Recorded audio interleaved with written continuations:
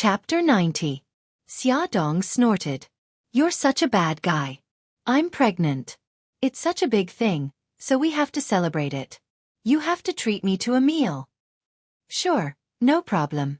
We'll eat whatever you want. Pregnant women are the most important. Yi Siki was very forthright. Xiaodong smiled mischievously. I want to eat bird's nest, shark's fin, abalone, lobster. Yi Siki only said one word to her. Get lost. Did she think that a housewife like her was rich? Okay, I'm just joking with you. Do you still remember the courtyard where we lived when we were young? It's been converted into a food street. The last time I went there, I found a Sichuan restaurant called Mouth Fragrance. Why don't we go there? Sure, but you're pregnant. You can't eat spicy food. There are non-spicy dishes in Sichuan restaurants. By the way, I have to bring 2 children with me. You don't mind, do you? Ha ha ha. Yi Siki rolled her eyes. Miss, can I say that I mind? Those are your precious son and daughter. You can't leave them at home and go out to have fun alone, right? With a wave of your hand. It's approved. Thank you, Your Majesty. Go. After work, Xiaodong went to the kindergarten to pick up the children. She also greeted Mika Kito and said that she wanted to go on a date with Yi Siki. Mika Kito knew that she and Yi Siki had been best friends for many years, so of course, she had no objections. She just asked her to come back early and be careful. After Mika Kito hung up Xiaodong's call, Jiang Dao called. Boss, there's news from England. They found the killer whale's hiding place, but what? Jiang Dao paused and said, what they found was a corpse. The killer whale was silenced. Mika Kito's eyes suddenly narrowed and emitted a dangerous glint. Her voice was cold. Continue to investigate. I want to know who the mastermind is. As long as they couldn't find out who the mastermind was, Xiaoxia's situation would be worrisome. They are already investigating all the people who have been in contact with the killer whale. All right, report to me as soon as you have any news. Xiaodong drove to the Gourmet Street. The Gourmet Street was a pedestrian street, so parking was not allowed. She could only park the car in the square more than 100 meters away from the Gourmet Street. Mommy, are we there yet? Xiao Guai curiously looked at the lively square. There were many vendors selling small toys and children running around with balloons. She was so envious. Not yet. Xiaodong carried her daughter out of the car. We still have a long way to go. Gigai, are you tired? I'm not tired. Xiao Guai shook her head like a rattle drum. She puffed up her rosy cheeks and pointed at the balloon stall not far away. Mommy, I want balloons. Let's go. Mommy will take you to buy some balloons. Baby, what are you doing in the car? Why haven't you come down yet? After talking for a long time, Xiaodong realized that her son had not gotten out of the car yet.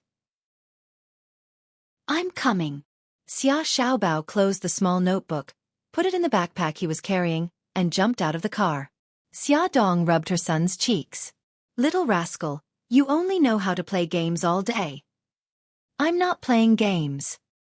He tilted his head and avoided her devil's hand. He raised his chin with an arrogant expression. Don't associate me with those little rascals who only know how to play games. I'm doing something serious. Oh, you still have something serious to do? Tell me, let me hear it.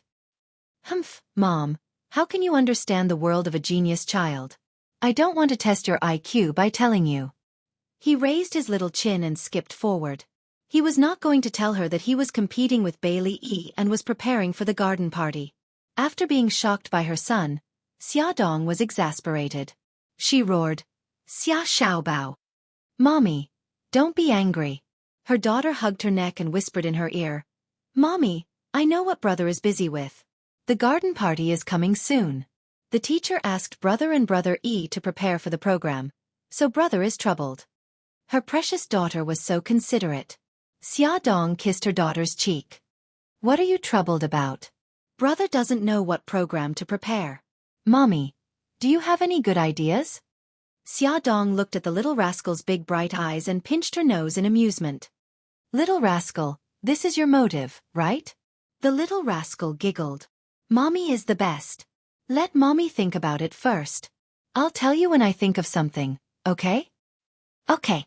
Xiaodong bought a balloon for each of the two little rascals. Her daughter laughed happily. Her son thought that the balloons were too childish and was unwilling to hold them. So her daughter volunteered to hold a big wolf and a pleasant goat. Yisiki arrived first. She held Nyo-Nyo's hand and stood at the entrance of the food street. When she saw Xiaodong appear with the two little rascals, she immediately cheered and pounced on them. She rubbed one's bun face and pinched the other's little nose. Mommy!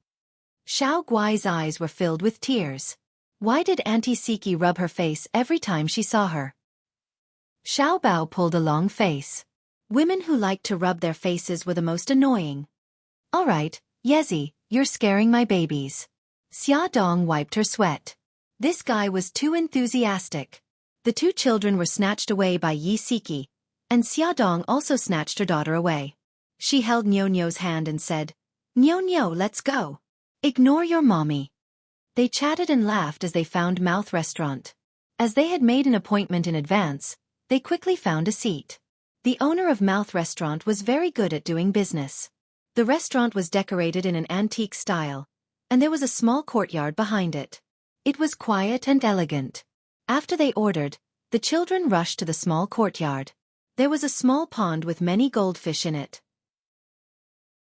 They leaned over the pond and watched the goldfish.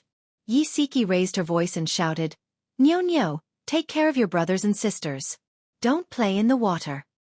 Okay, Mommy. Xiaodong and the others sat in the hall and chatted. From time to time, they would turn to look at the children. Suddenly, they heard a child crying and immediately turned to look. They saw Xiao Guai sitting on the ground, holding her arm and crying. Xiaodong was shocked and rushed out like a cannonball. Gigai, what's wrong? Where are you hurt? Mommy, my hand hurts. Her fair little hand pressed tightly on her arm, and blood seeped out between her fingers. Xiaodong's heart suddenly tightened. She hurriedly held her arm and said, Gigai, take your hand away. Let Mommy have a look. As soon as Xiao Guai released her hand, blood flowed out of the wound like water. The wound was about 5 centimeters long. Xiaodong was distressed and anxious when she saw it. Yisiki was also anxious. Xia, hurry and send Xiao Guai to the hospital. You go first. I'll take care of Xiao Bao. Xiaodong said. Okay. She took out a clean handkerchief from her daughter's backpack and bandaged her arm. Then she carried her daughter and rushed out of the restaurant. When Xiaodong rushed out of the door, Yisiki remembered that she was pregnant and was not in the right condition for strenuous exercise.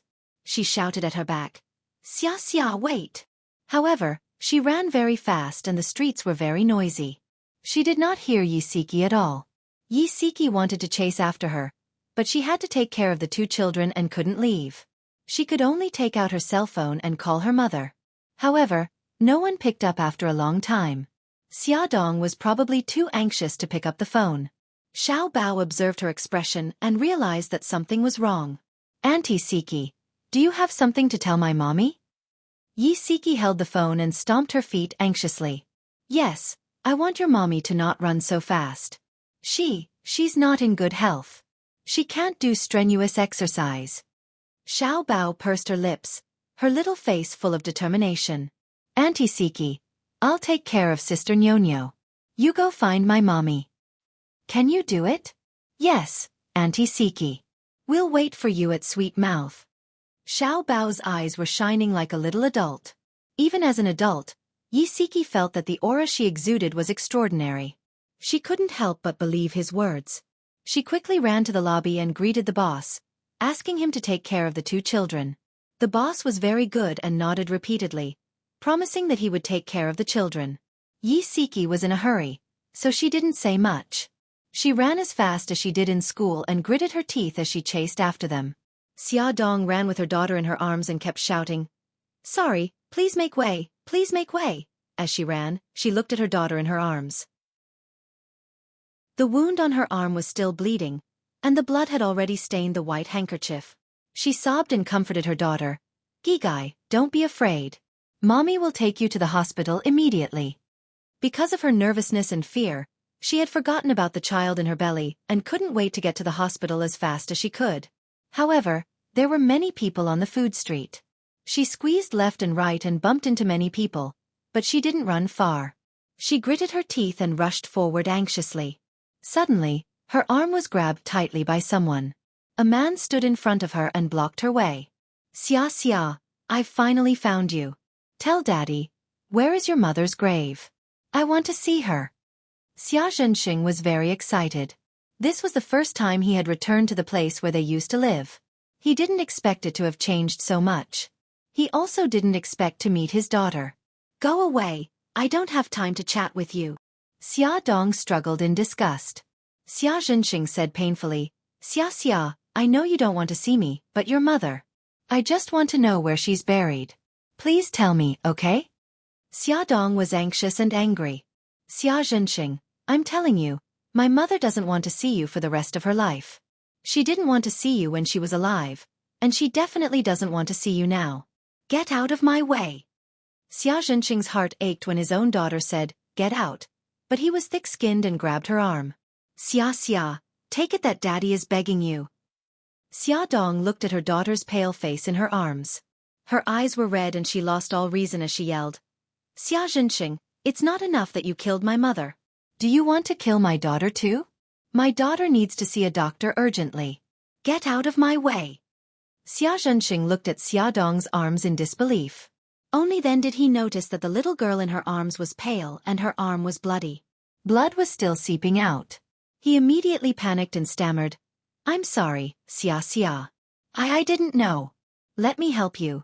Go away, I don't want your fake kindness. Xia Dong glared at him fiercely and pushed him away. Just as she was about to walk forward, Yi Siki's panting voice came from behind. Xia, wait. Xia Dong had no choice but to stop and wait for Yi Siki anxiously. Xia Zhenxing asked hesitantly, Xia, is this child your daughter? Didn't you say last time that she's your niece? Is the news true? You're engaged to Mika Kito? Is the child his? Awesome novel, Xinwu 799. Chapter 91. Xia Dong was so annoyed by his series of questions that she was about to explode. She yelled at him, Xia Zhenxing, are you done? What right do you have to meddle in my affairs? Xia Zhenxing's body stiffened and his expression was pained. He seemed to have aged a little, and the wrinkles on his face were clearer. Xia, I finally caught up with you. Yi Siki ran over, panting heavily. In a moment of panic, she didn't notice that Xia Zhenxing was beside her. She said directly, Xia, did you forget that you're pregnant and can't do strenuous exercise? Give Xiao Guai to me. I'll carry her. Xia Zhenxing was even more shocked. He looked at Xia Dong's stomach and wanted to say something, but in the end, he held back. Xia Dong just remembered that she was pregnant. She was scared, but she didn't argue. She handed Xiao Guai to Yi Siki, and the two of them walked forward without looking at Xia Zhenxing. Xia Zhenxing was in pain. He thought about it and followed them. Although his daughter hated him, his granddaughter was injured.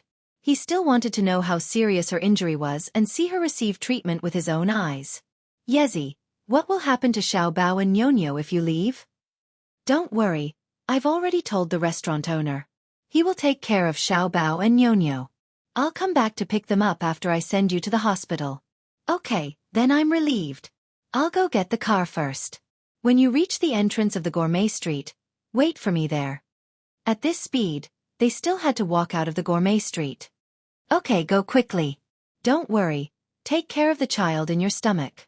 Xia Dong nodded and comforted her daughter. She walked out first before Yi Siki. Without the weight of the child in her arms, her pace was much faster.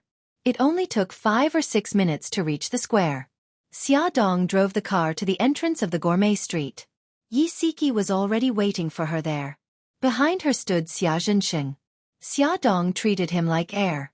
When Yi Siki got into the car, she did not even look at him and drove away. Xia Zhenxing ran over, stopped a taxi, and followed behind them.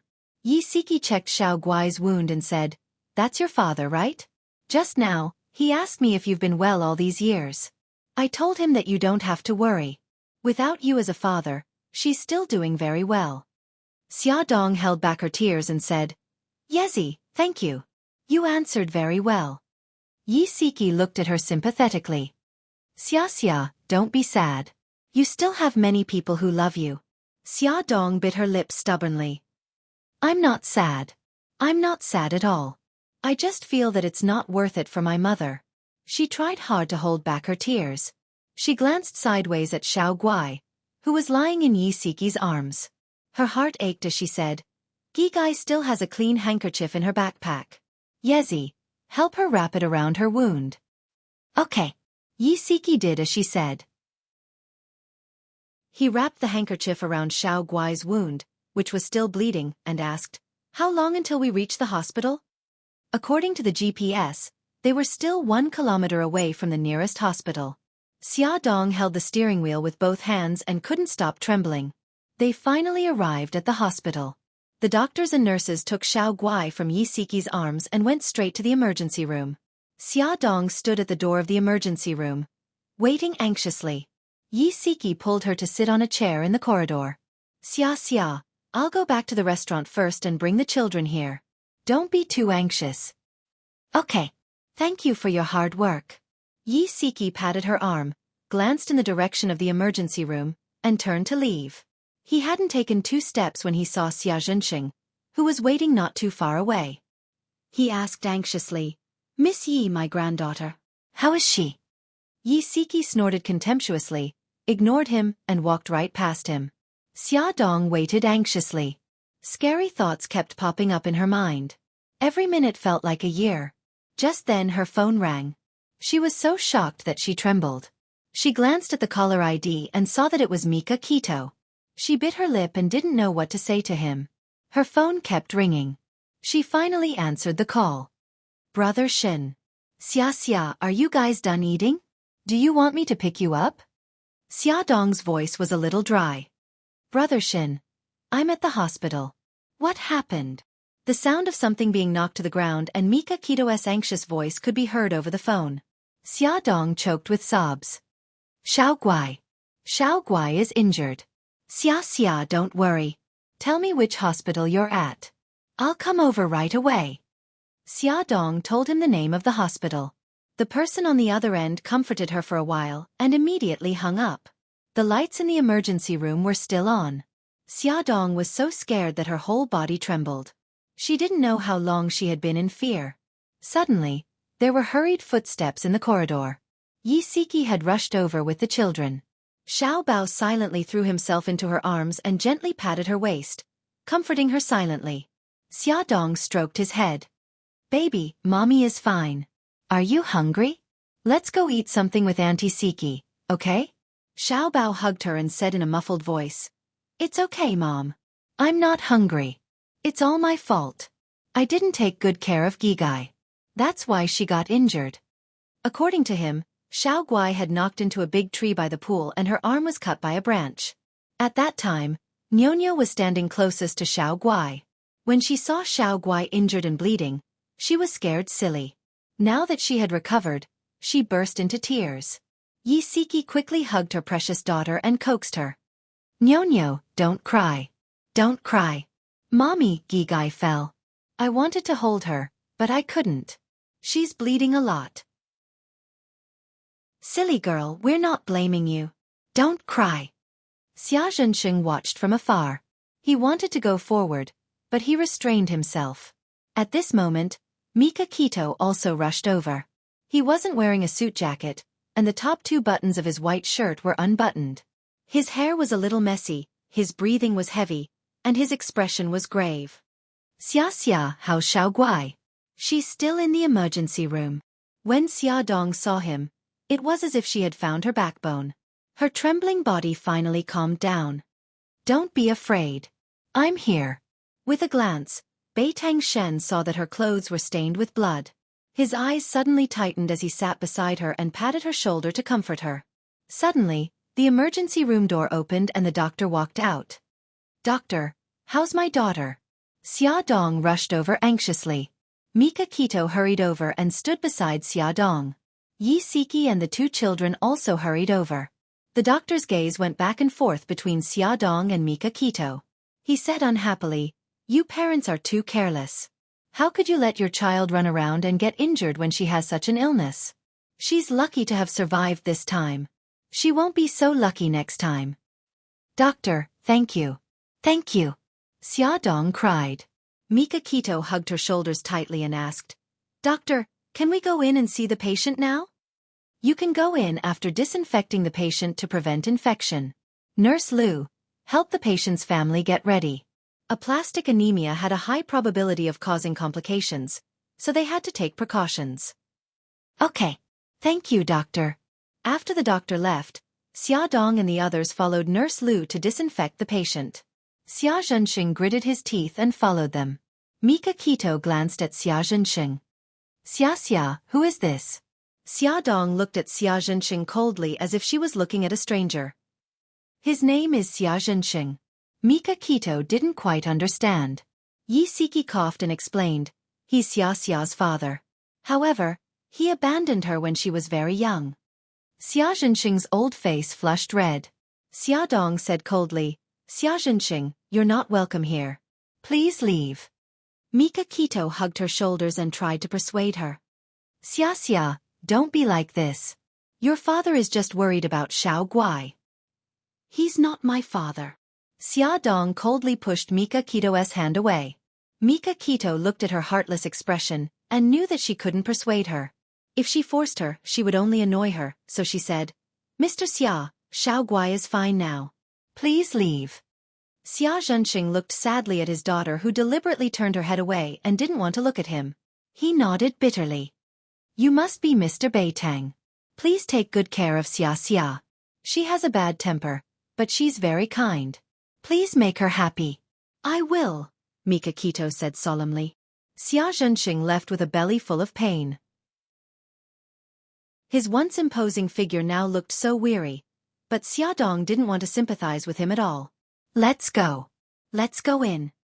After disinfecting, they changed into special clothes and walked into Xiao Guai's ward. Xiao Guai lay quietly among a pile of instruments and tubes. Her pale and haggard face was so small that it made one's heart ache. Even in her sleep, her little brows were still furrowed. Xiaodong stroked her forehead with heartache. Mikakito helped her sit down and said softly, Xia, are you hiding something from me? He clearly remembered that the doctor had said that the child has this illness.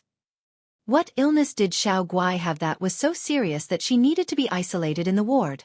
Yi Siki knew that they had something to talk about, so she asked the children to leave with her.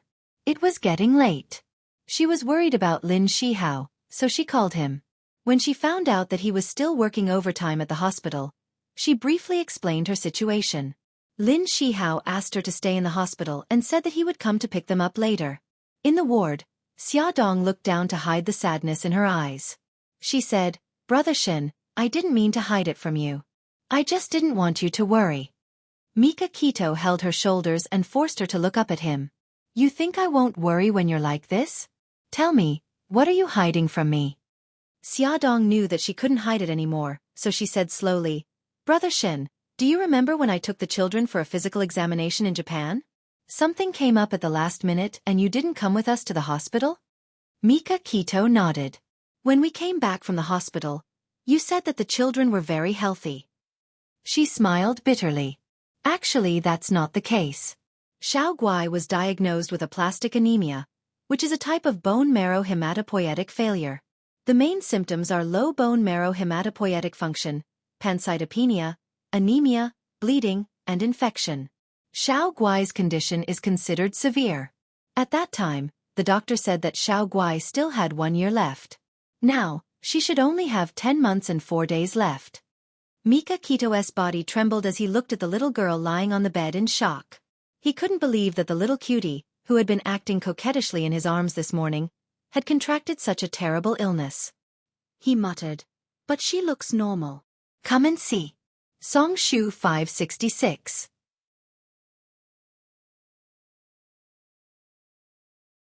Brother, Yunqian, congratulations. Thank you.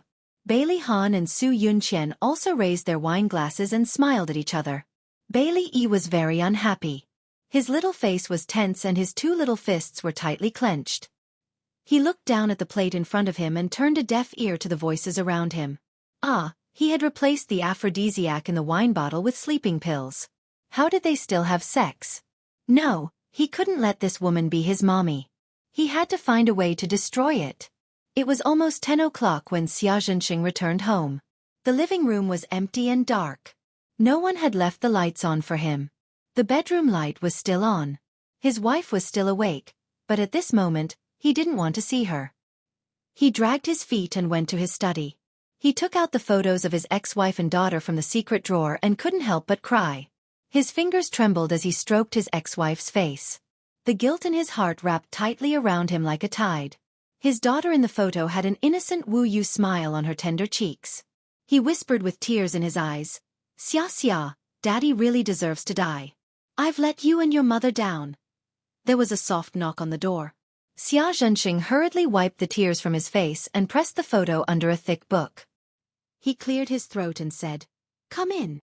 Su Xingchen was holding a small white bowl in her hand. She pushed the door open and entered. "Daddy, I'm here to deliver supper." Xia Zhenxing forced a smile. "Oh, it's Xingchen. It's so late. Why aren't you asleep?"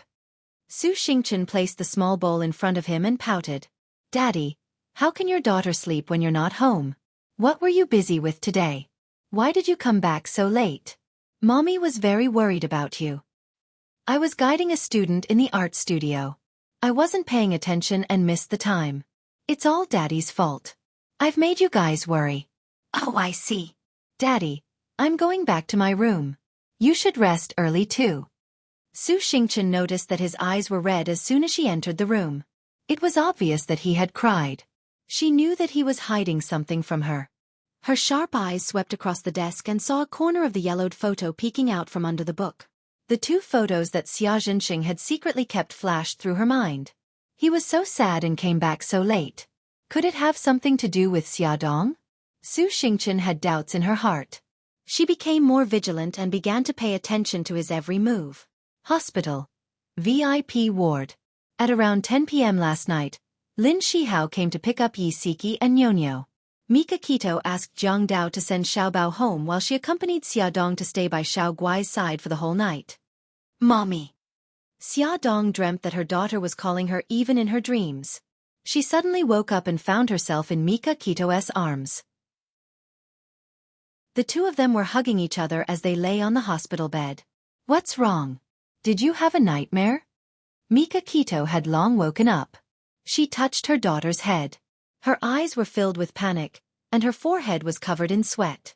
Xiaodong nodded. She didn't want to say that she dreamt that Xiao Guai was seriously ill. Her soft hair had all fallen out. She got up from Mika Kito's arms and got off the bed.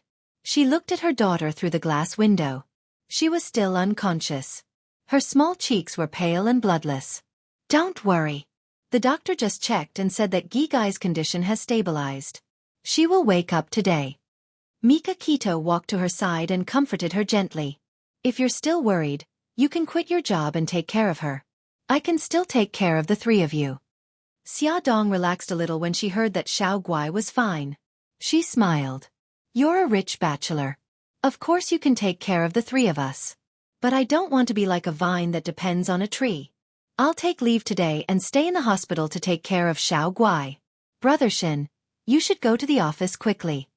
Mika Kito ruffled her hair. "I won't go to the office today. I'll stay here with you. You said that Xiao Guai is fine. It's enough that I'm here. What can a man like you do here? Gigai should go to the office to earn money so that you can take care of us." Xiaodong pushed his body towards the elevator. Mika Kito couldn't do anything about it. "Okay, I'll go to the office first. Call me if you need anything." "Got it. Go go." Xiaodong smiled and waved her hand. After sending Mika Kito off, Xiaodong tidied herself up and called Xiao Bao. She learned that Jiang Dao had sent him to kindergarten and told him about Xiao Guai's condition so that he could rest assured. Xiaodong then called Yi Siki to tell her that she was safe. She asked her to keep Xiao Guai's illness a secret and not let her aunt know about it. She didn't want her aunt to worry. Yi Siki agreed and even said that she would make some delicious food for lunch and send it over to the mother and daughter. Xiaodong disinfected the water and entered her daughter's ward. She held her daughter's hand and softly told her fairy tales. She told her about Snow White and Cinderella. When she was talking about Sleeping Beauty, her daughter's long eyelashes suddenly fluttered. Xia Dong excitedly called out, Gigai. Xiao Guai slowly opened her eyes and called out softly, Mommy. Xia Dong's nose twitched and she almost cried. She gently hugged her daughter. You naughty girl. You almost scared Mommy to death. Xiao Guai hugged her neck with her chubby little arms and said softly, Mommy, I'm sorry. I made you worry. It's okay, it's okay. Our Xiao Guai is the most obedient. Xia Dong wiped the corners of her eyes and asked with concern, Gigai, are you feeling unwell anywhere? Xiao Guai's big eyes blinked. Mommy, I want to drink water. Okay, Mommy will get you some water. Xia Dong poured a cup of water into a paper cup and then took an empty paper cup. She poured the water in turns to make it easier to lower the temperature. When the water was just right, she fed her daughter. Xiao Guai drank the water and lay quietly on the bed. Xia Dong touched her cheek and said softly, Gigai, Mommy will call the doctor over. I'll be back soon. Xiao Guai nodded obediently. The doctor came over and gave Xiao Guai a full-body examination. After confirming that her condition had stabilized, he invited Xia Dong to the office and said, Miss Xia, the patient's condition has stabilized, but I suggest that she stay in the hospital for a few more days. How many days will it take? 5 days. If you're busy with work and don't have time to take care of the patient, our hospital can provide caregivers. The caregivers are all professionally trained and will take good care of your daughter. Thank you. I do need a caregiver to take care of my daughter. After arranging the caregivers, she asked, Doctor, based on my daughter's current condition, how long can she last? A few months at most. She must have surgery as soon as possible. Xia Dong clenched her hands nervously. Doctor, can my daughter last for 10 months? The doctor frowned. It's going to be difficult. Even if she survives through chemotherapy until then, her physical condition will be very bad. The success rate of the surgery is relatively small. Xia Dong's eyes were full of anticipation and anxiety. It's relatively small, but it's not hopeless, right? In theory, yes. After walking out of the doctor's office, Xia Dong did not return to the ward directly. Instead, she sat on the bench in the corridor. She covered her face helplessly. She was so worried and scared, but she was a mother. If even she was not brave, what would happen to her child? She only gave herself 2 minutes to complain. 2 minutes later, she stood up energetically and pushed open the door of the ward with a smile. Gigai, her voice stopped abruptly because she saw someone she did not want to see. That person was sitting by Xiao Guai's bed, holding toys to make her happy. Mommy, Grandpa bought me a lot of toys. Mommy. Xiao Guai suddenly closed her mouth because she realized that her mommy's expression was very ugly. Xia Zhenxing stood up uneasily. Don't be angry. I just came to see the child. I'll leave right away. Awesome novel, Hongcha 866. Chapter 93. Xia Dong clenched her fists and tried to control her anger. She didn't want to scare the child, so she said as calmly as possible, Please don't come here again. Xia Zhenxing's body stiffened. He looked at his granddaughter on the hospital bed reluctantly and smiled bitterly. I know. He waved at his granddaughter. Gigai, Grandpa is leaving now. You have to listen to Mommy and get better soon, okay? Okay, bye-bye, Grandpa. Xiao Guai blinked her big eyes and waved her chubby little hand. Bye-bye. Xia Zhenxing smiled from the bottom of his heart, making him look like a kind old man. Xia Dong watched him leave coldly. Mommy, are you angry? Xiao Guai wiggled her little butt and climbed onto her lap. She asked carefully, Mommy, don't you like Grandpa? Xia Dong closed her eyes and repeated, I'm not angry. Then she opened her eyes and said softly, Gigai, don't see him again and don't call him Grandpa. But why? Grandpa is Grandpa. Gigai, are you not going to listen to Mommy's words? Mommy is so sad. Xia Dong said with a pained expression. Xiao Guai immediately burrowed into her arms and said softly, Mommy, don't be sad. I'll listen to you. Okay. That's Mommy's good child. Gigai, you have to throw away these toys too. Xia Dong stroked her daughter and looked at the pile of toys that Xia Zhenxing had brought. Xiao Guai couldn't bear to part with them. But Mommy, those toys are fun, can we not throw them away? Mommy will buy you a new one, and I'll buy you more fun ones, okay? Okay then. Xiao Guai watched her mommy take the toys out and throw them into the trash can. Woo-woo, Grandpa, I'm sorry. At noon, Xia Dong received a call from the director. Xia Dong, can you come to the company? There's an urgent matter that needs your attention. Director, what's the matter? There's a problem with Shanghao Group. They suddenly want to unilaterally terminate the advertising contract with us. The advertising department sent the termination agreement over this morning. You signed the contract with them, so it's better for you to be responsible for the termination of the contract. I don't understand. Why would Shanghao Group suddenly terminate our contract? Wasn't the initial advertising investment very successful? I don't understand either. Terminating the contract doesn't benefit Shanghao Group at all. I don't know what they're thinking. Do you have time to deal with this matter this afternoon? Xia Dong looked at her daughter who was lying on the bed and playing with her fingers in boredom. She gritted her teeth. I'm sorry, Director. I have some personal matters to attend to here. I really can't leave. How about I talk to Shanghao Group and discuss the termination tomorrow? Okay, that's the only way. Xia Dong patted her daughter's head. Gigai, play by yourself for a while. Mommy will go out and make a call. Okay, Xia Dong walked to the end of the corridor and dialed the office number of Shanghao Group's advertising department director, Ran Jijia. Her secretary, Miss, helped her transfer the call. Hello, I'm Ran Jijia. Xia Dong went straight to the point. Director Ren, our charm magazine has been working with Shanghao Group for 2 months. The advertising revenue has always been good. You also expressed that you are very satisfied. Why did you suddenly terminate the contract? Ren Jijia face-bombed.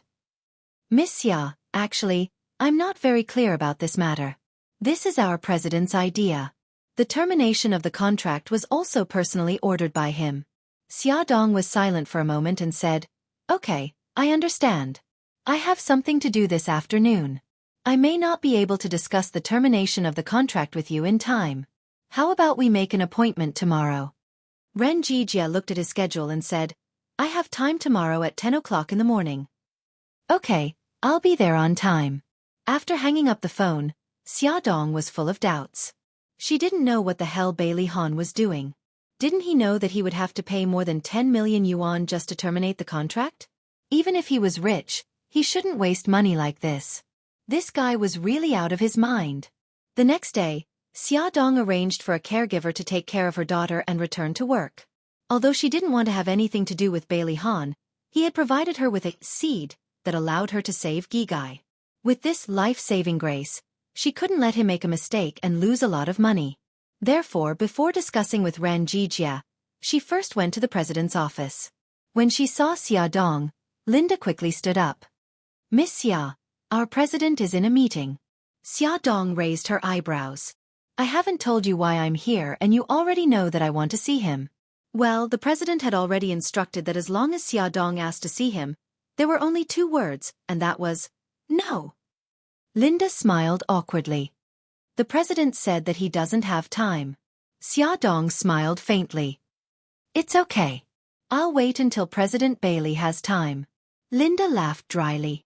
Miss Xia, actually, the president. He doesn't want to see you. Of course, Xia Dong knew the reason. However, she was even more curious. Why didn't Bailey Han want to see her? She smiled calmly. So now, Miss Linda, can you please tell me whether President Bailey is in the office or not? Linda didn't want to offend Xia Dong because of the Mika Kito's fiancé halo above her head.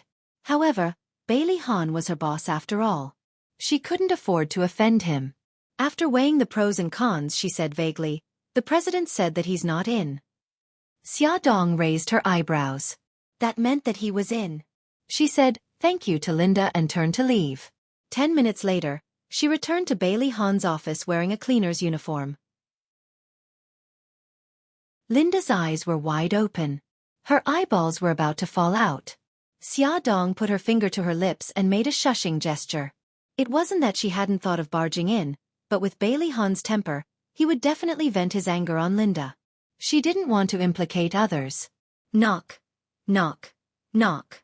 She knocked on the door and said, President, I'm cleaning. Bailey Han's voice sounded. Come in. Xiaodong walked in and closed the door. Bailey Han's attention was all on the computer. He didn't raise his head to look at her. However, he said unhappily, "Why are you cleaning at this time? If this happens again, you don't have to come to work anymore." Xiaodong rolled her eyes. She put down the cleaning tools in her hand and walked to his desk. "Mr. Bailey, I want to talk to you." Hearing the familiar voice, Bailey Han suddenly looked up. He locked his fierce gaze on her and said with a livid face, "Why are you here? How dare you show up in front of me? Get out. I don't want to see you." Xiaodong tried her best to suppress her anger. "Bailey Han, I'll leave after I've said what I want to say. I don't need you to chase me out." "I don't want to hear anything from you, you liar." Bailey Han picked up the landline and dialed the internal line. He wanted the security guards to chase her out. Xiaodong reacted quickly and hung up the phone. She was also angry.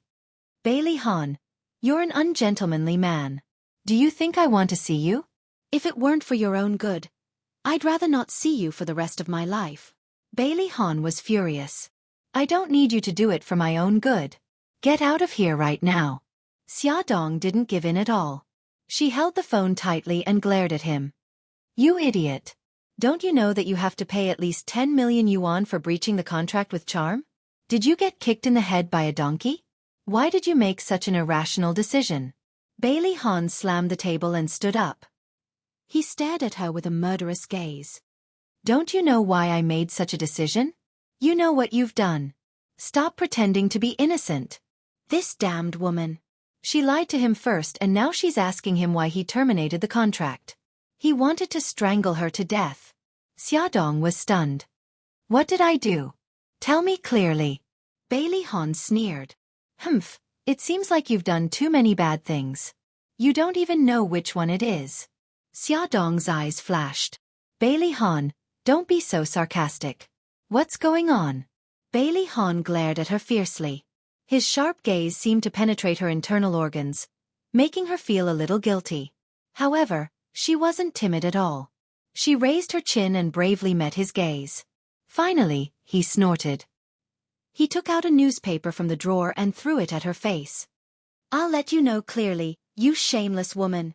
Xiaodong was hit in the face by the newspaper. She suppressed her anger and took the newspaper off her face. When she opened it, her face turned pale.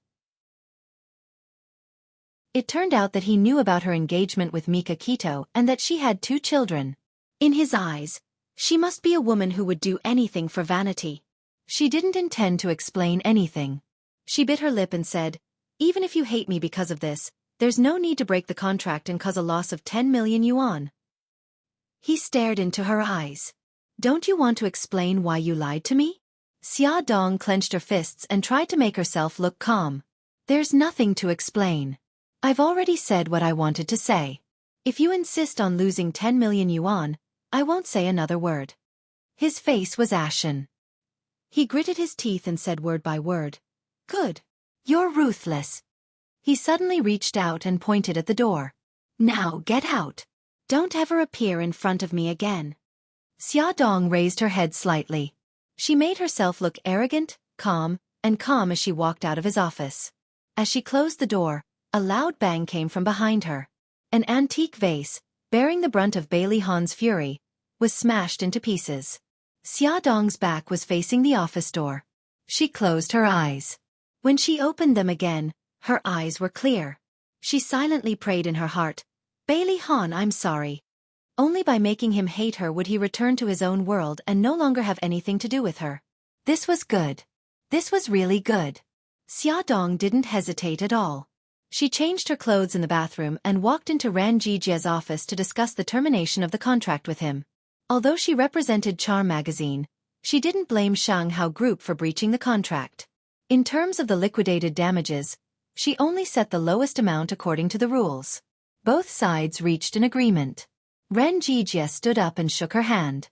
"Miss Xia, thank you for showing mercy this time. I hope we'll have a chance to work together in the future." Xiaodong smiled politely. "Director Ren, you're too polite. We've had a good time working together. I look forward to working with your company next time." The two exchanged some pleasantries. Xiaodong said goodbye. Her assistant, Su Xingchen, walked her to the elevator and the door. The elevator came up from the first floor. It took a long time. Xiaodong stared intently at the changing numbers on the elevator. Beauty novel, Hongcha 866. Chapter 94. Su Xingchen suddenly said, "Sister Xiao Xia, we're actually half-sisters. Did you know that?" Xiaodong said lightly, "Is that so?" "I'm not interested in that. In my heart, Dad has already passed away." From the moment Xia Zhenxing abandoned her and her mother, he had already died in her heart. Su Xingchen showed a sad expression. "Sister, don't say that. If Daddy hears it, he'll be sad. Actually, I've always wanted to have a sister. In the future, can you be my sister?" She reached out and wanted to grab Xiaodong, but Xiaodong shook her off and said lightly, "Miss Su, please call me Xiaodong. I don't have the fortune to be your sister." Su Xingchen bit her lip, feeling wronged. "Sister, do you hate me and Mommy for snatching Daddy away? As long as you're willing, we can be a family." "I'm sorry, I'm not willing. The elevator is here. I'll leave first." Xiaodong walked into the elevator and looked at Su Xingchen, who was standing outside, expressionlessly. The elevator door closed. Su Xingchen's pitiful, wronged and painful expression was all gone. She revealed a slight smile. Of course, she didn't really want to be good sisters with Xiaodong. She just wanted to get close to her to achieve her goal. She didn't expect her to be so guarded and actually rejected her time and time again. But it didn't matter. She didn't want to face her with a fake smile every day anyway. Xiaodong walked out of the Shanghao group building while talking on the phone. "Hello, sisterly. Is Xiao Guai okay?" "Okay." "Then I'm relieved. Thank you for your hard work. I'll come and see her after work." After hanging up the phone, she touched her belly. "Baby, you have to be Gigai. Grow up quickly so that you can save your sister. Do you understand?" Bailey Han was very irritable. He stood in front of the window and looked at the scenery outside. His mood didn't improve at all. He hated that woman for always being able to control his emotions. He hated her even more for silently admitting to her crimes. This was a way of admitting that he was fooled by her like a fool. How despicable. Before he could calm down, Su Yunqian called. "Han, Mommy just called to tell me that old madam and the rest have already set our wedding date. It's the 15th of next month. What do you think?" Today was the 16th. It would be a month to the 15th of the next month. Bailey Han's hand holding the phone tightened. "And I have no objections." Su Yunqian smiled. "When will the wedding dress, the wedding, the church, and the hotel?" Bailey Han paused for a moment. "Just leave these matters to the butler." "No, I want to be like an ordinary bride and personally prepare for this wedding. Do you think it's troublesome?" I don't worry, she giggled. "How can that be? I'm overjoyed. Then, are you willing to prepare for the wedding with me?" His frown deepened, but he didn't refuse. "Okay, I'll listen to you." She kissed him on the phone. "Han, you're the best. I love you." He said, "Okay, I have to go to a meeting. Talk to you tonight." "All right, go ahead and do your work." In Su Yunqian's office, she was beaming. Ever since she found out about the wedding date, her smile hadn't disappeared. She wanted to tell the whole world that she was going to get married to the man she loved deeply. Although she couldn't tell the whole world, she could tell her rivals, such as her dear cousin Su Xingchen, to stop her from having unrealistic fantasies. Su Yunqian's smile became even brighter. She pressed Su Xingchen's number and said, "Xingchen, congratulate me. I'm going to marry Han." Su Xingchen almost threw her phone away. The smile on her face was uglier than crying. Only her voice was normal. "Then I really have to congratulate you. Sister Yunqian, when is your wedding date?" "On the 15th of next month. I want you to be my bridesmaid. Are you willing?" Su Xingchen almost broke her teeth. "I'm willing, of course I'm willing. Sister Yunqian, the director is looking for me. I'll hang up first. Talk to you next time." "Okay, go ahead. Bye-bye." Su Yunqian hung up the phone with a smile. She was in a good mood. It felt so good to defeat her love rival. Brother Han was going to get married, but the bride wasn't her. Su Xingchen was angry and sad. She had been so focused on dealing with Xiaodong that she had neglected Su Yunqian. No, she wouldn't let Su Yunqian have her way. At night, Su Xingchen invited her good friends Bailey Fei Yan and Bai Mei Wei to a bar to relax. In the bar, the lights flickered and the electronic music was deafening. The noisy air was filled with the ambiguous smell of alcohol and perfume. All kinds of men and women were crazily twisting their waists and buttocks under the dim lights. The three of them ran to the dance floor and showed off their dancing and figures. They were harassed from time to time, but they ignored it. The three of them gathered together and laughed. After dancing until they were tired, they sat down at the bar counter. Bai Mei Wei smiled and said, "Xingchen, you used to have the best temper. Whenever you met someone who hit on you, you would politely decline. What's wrong with you today?" Bailey Fei Yan interrupted. "I know. Xingchen, it's because my cousin is getting married. She's not happy." "Bailey Han is getting married?" Su Xingchen smiled. "Yes, on the 15th of next month. Sister Yunqian even asked me to be her bridesmaid." Bai Mei Wei raised an eyebrow. "This Su Yunqian, she's doing it on purpose." Su Xingchen hurriedly said, "Mei Wei, don't say that about my cousin. She's very good to me. I think she's definitely not doing it on purpose. Only a naive fellow like you would think that." Bai Mei Wei rolled her eyes at him in annoyance. "I've seen that cousin of yours before. She's definitely a smiling tiger with a fierce heart. Don't be fooled by her and still help her count her money." Su Xingchen smiled bitterly. "Don't talk about me." "Mei Wei, didn't you say you liked someone? How are things between you and him?" Bai Mei Wei casually stretched out her arms. "Nothing much. The person I like already has a wife and child." "Ah, it can't be. You've fallen in love with a married man." Bailey Fei Yan cried out noisily. Bai Mei Wei hurriedly covered her mouth. "Miss, please lower your voice." Su Xingchen said, "If you ask me, so what if he's a married man? If you like him, then chase him over." Bai Mei Wei smiled bitterly. "It's not as simple as you say. He loves his wife very much. What's the use of love? Love can also be betrayed." Su Xingchen was already a little drunk. His eyes were blurred as he said, "Just like Brother Han. Doesn't he also love Sister Yunqian very much? But so what? Didn't he still betray her? Last time at Charm Club, we all saw him and Xiaodong having an ambiguous relationship." Bai Mei Wei frowned as if she had thought of something. "Speaking of which, Xiaodong is my senior's patient.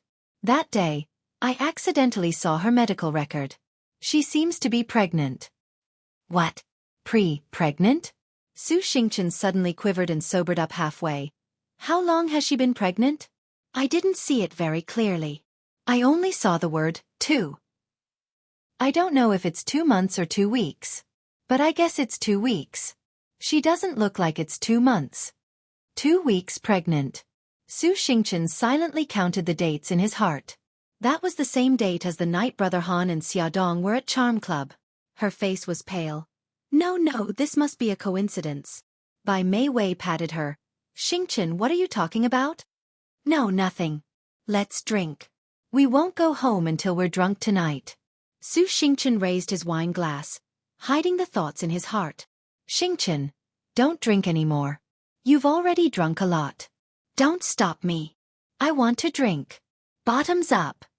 As Su Xingchen drank, he pondered in his heart. Regardless of whether Xiaodong was pregnant with Brother Han's child or not, if Su Yunqian felt that she was pregnant with Brother Han's child, with Su Yunqian's personality, she would definitely not let him off. And Xiaodong, with Mika Kito's protection, would definitely not be defeated so easily by Su Yunqian. If the two of them fought, it would definitely be very lively. The wedding might even be postponed or cancelled.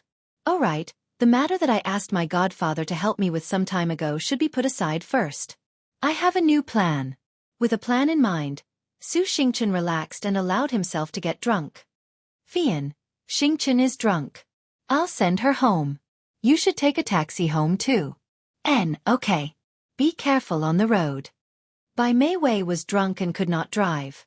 She supported Su Xingchen and stood on the side of the road to hail a taxi. In the end, taxi after taxi was full. She helplessly sighed and planned to find a designated driver to help her drive. A car drove past her and suddenly turned back. Mei Wei, why are you here? Bai Mei Wei happily called out. Senior, you really came at the right time. Can we trouble you to send us home? Bai Mei Wei helped Su Xingchen into the car. Only then did she know that this was the road that Lin Shihao had to take to get home. Lin Shihao first sent Su Xingchen home, then sent Bai Mei Wei to her villa. Bai Mei Wei smiled and said, Senior, thank you so much for tonight. Do you want to come to my house and sit? No need. My wife is still waiting for me at home. You should go in quickly. Be careful on the road. Bai Mei Wei stood on the side of the road and watched reluctantly as he drove away. In the end, she sighed. Why were all good men already other people's husbands? Su Xingchen's words involuntarily flashed through her mind. So what if he's a married man? If you like him, then chase him over. Her heart suddenly began to pound. Chase him over? Could she really do it? Xia Dong spent the night with her daughter again. Mika Kito was still squeezed on the same bed as her. Brother Shin, you don't have to accompany us. Mika Kito patted her head. What nonsense are you saying? I've already booked a room in the hotel next to the hospital. Your change of clothes has also been sent over. You can go there to wash up and get ready for work. I'll take care of things here. Xia Dong was very touched. Brother Shin, thank you. You're always so considerate. Don't say those 3 words to me in the future. I don't like to hear them. He smiled. You can say those 3 words to me. Xia Dong was curious. What 3 words? He raised his eyebrows. You're welcome. Actually, what he wanted to say was, I love you. Xia Dong laughed. She went to the hotel to wash up and dress up beautifully. When she returned to the hospital, she saw Mika Kito teaching Xiao Guai Japanese. He hugged her and smiled gently and dotingly, just like a father and daughter. Xia Dong inexplicably felt that this scene was very heartwarming. Xia Dong patted her daughter's head. Gigai, you have to listen to Auntie Li today. Gigai has to take medicine and injections. Do you understand? I understand. Goodbye, Mommy. Her daughter waved her chubby little hands. Brother Shin, I'm going to work. You should hurry to the office too. Sister Li will take care of Xiao Guai. Awesome novel. Hongcha 866. Chapter 95. Mika Kito smiled faintly. I'm the boss. I can go whenever I want. You, on the other hand, will be late if you don't leave now. Xia Dong was speechless. So what if you're the boss? Just as Xia Dong left, Mika Kito's phone rang. It was a call from England. He put down Xiao Guai and patted her head. Gigai, Uncle Shen is going outside to answer the call. He'll be back soon. He walked to the corridor and pressed the answer button. The other party said in English, Boss, the killer whale's death was very clean and did not leave any clues. We've been investigating for a long time, but we haven't found the mastermind. What should we do now? Mika Kito pondered for a moment and replied in English. The mastermind was able to contact the killer whale and get rid of him so cleanly that even you guys couldn't find anything. This means that the mastermind is not simple. We'll put this matter aside for now, but don't let your guard down. I believe that the mastermind will not give up so easily. Who knows, they might make their next move soon. Yes, boss. Mika Kito stood in the corridor and was silent for a while. He then called Jiang Dao. Jiang Dao, from today onwards, send someone to the hospital to protect Xiao Guai secretly. You'll be responsible for Xiao Bao's safety. As for Xia Dong, he would protect her personally. At the morning meeting, Xia Dong commented on everyone's topic and finally picked a more novel topic to be the main topic of the next issue of the magazine. Peter, I think your topic about performance art is very good. Nowadays, many artists use art to inspire people to think about nature and social issues. This topic is worth exploring. Peter nodded repeatedly. As Xia Dong spoke, her eyes lit up. Some time ago, I saw a video uploaded by a netizen on the internet. It said that there's a school called Yutong Primary School in a remote mountain area. There's only one teacher in the school. He used to study art, but now he teaches all the subjects. I have an idea. If we invite this teacher to lead all the students in the school to complete a work of art, then our magazine will do a special interview. First, it will make the topic of art more creative. Second, we can use the influence of the magazine to help the children in that school. That's a great idea. Peter took the lead and applauded. For a moment, the applause was thunderous. Xiaodong reported this matter to the director as a project, which also aroused the director's great interest. Art is not only a matter of fashion, but also a matter of social welfare. Xiaodong, your idea is very good. Xiaodong smiled and said, since the director approves of this idea, I would like to apply for an activity fund from the company. I would also like to apply for a charity to donate to the school. The director pondered for a moment. There's no problem with the funds for the event. As for the charity, we still need to communicate with the corporation. I'll do my best. Thank you, Director. I'll wait for your good news. The efficiency of the director was quite high. The next day, he informed Xiaodong that the matter of the charity was settled. The corporation agreed to donate 500,000 renminbi to the school in the name of the magazine. However, the corporation named Xiaodong to be in charge of this activity. Xiaodong knew that this was actually the time for the corporation to test her ability. Xiaodong contacted the only teacher in Yutong Primary School, Ningfeng, in advance. Ningfeng was not old. He was a man in his early 30s, but year-round heavy work made him look like a man in his 40s. When Xiaodong mentioned the interview to him, he was so excited that he was almost speechless. He held Xiaodong's hand and kept thanking her. Chief Editor Xia, thank you so much. I thank you on behalf of the 73 children in our school. Teacher Ning, you're welcome. Our magazine also needs the help of you and the children. The artwork for the interview will require more effort from you. The artwork can be a painting or a sculpture. The theme and scope are up to you. As long as the theme of art and fashion is highlighted, it will be fine. Understood, understood. I will definitely put my heart into it. Xiaodong and Ningfeng made an appointment for the interview. At that time, the magazine would send photographers and interviewers to the school for the interview. Xiaodong deliberately set the time for the interview on the second day after Xiao Guai was discharged from the hospital, which was this Saturday. This way, she would not miss the time to pick up her daughter because of work. On the day of picking up the child, the doctor invited Xiaodong and Mika Kito to the office and told them a lot of things to pay attention to. He also suggested that with the child's current physical condition, it was no longer suitable for her to continue to study in the kindergarten. It was best to take her home to recuperate. Back at home, Xiaodong bathed Gigai. She immediately ran to Xiao Bao's room and cuddled with her brother. The two little guys did not have a chance to spend a long time together. As soon as they met, they chattered non-stop. Their giggles could be heard from the room to the living room from time to time. Listening to the laughter, Xiaodong felt very at ease. She nestled on the sofa and did not want to move. When Mika Kito finished washing and cutting the fruit and brought it to her, she had already fallen asleep on the sofa. He knew that she had been very tired recently. She had been running back and forth between the hospital, the company, and home. At night, she often had nightmares when she slept. He could not bear to wake her up. He bent down, put his hands around her waist, carefully picked her up, and put her on her bed. Xiaodong slept until the next morning. When she woke up, she was still a little confused. She thought that she was in the hospital. Suddenly, she saw two hairy heads popping out from beside her bed. She was shocked. Ha ha ha ha, mommy, your dazed expression is so cute. Xiao Guai jumped up with a funny face and stuck out her little tongue. It's over.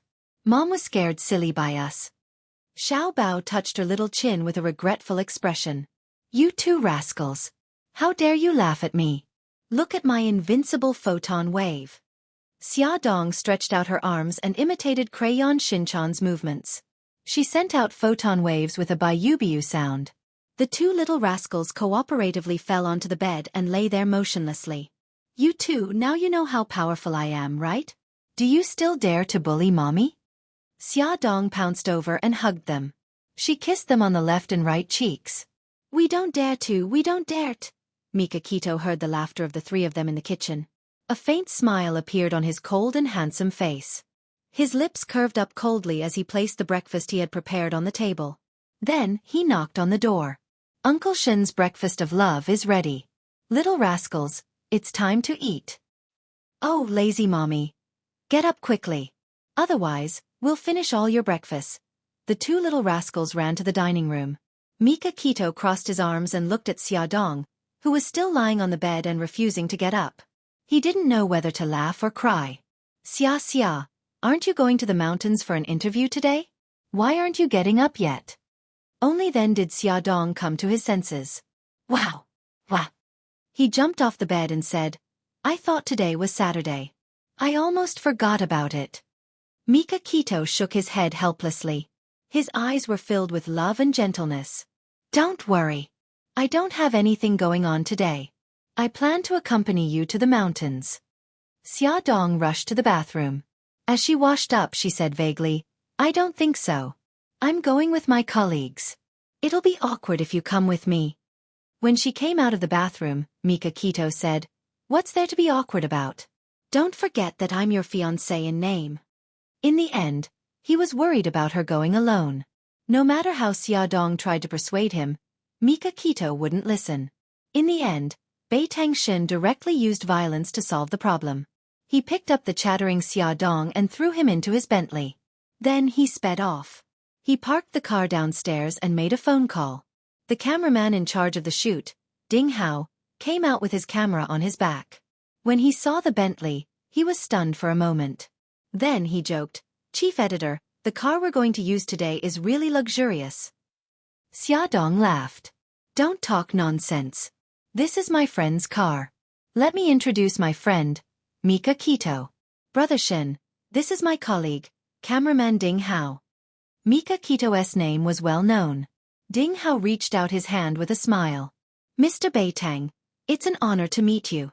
You're so nice to our chief editor. Mika Kito shook his hand politely and looked indifferent. I'm sorry.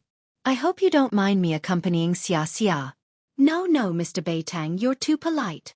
Xiaodong sat next to Mika Kito while Ding Hao sat in the back seat. Mika Kito looked cold and aloof in front of outsiders. She seemed unapproachable. However, she was very protective of Xiaodong. Ding Hao couldn't help but sigh. She had a rumored boyfriend, the second young master of Bailey.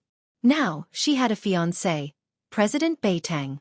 Chief editor not only had many admirers, but she was also very high quality. Yutong Elementary School was located in a remote mountainous area. The transportation was not very convenient. The mountain roads were full of potholes and it was extremely difficult to walk. They set off early in the morning and didn't reach their destination until the afternoon.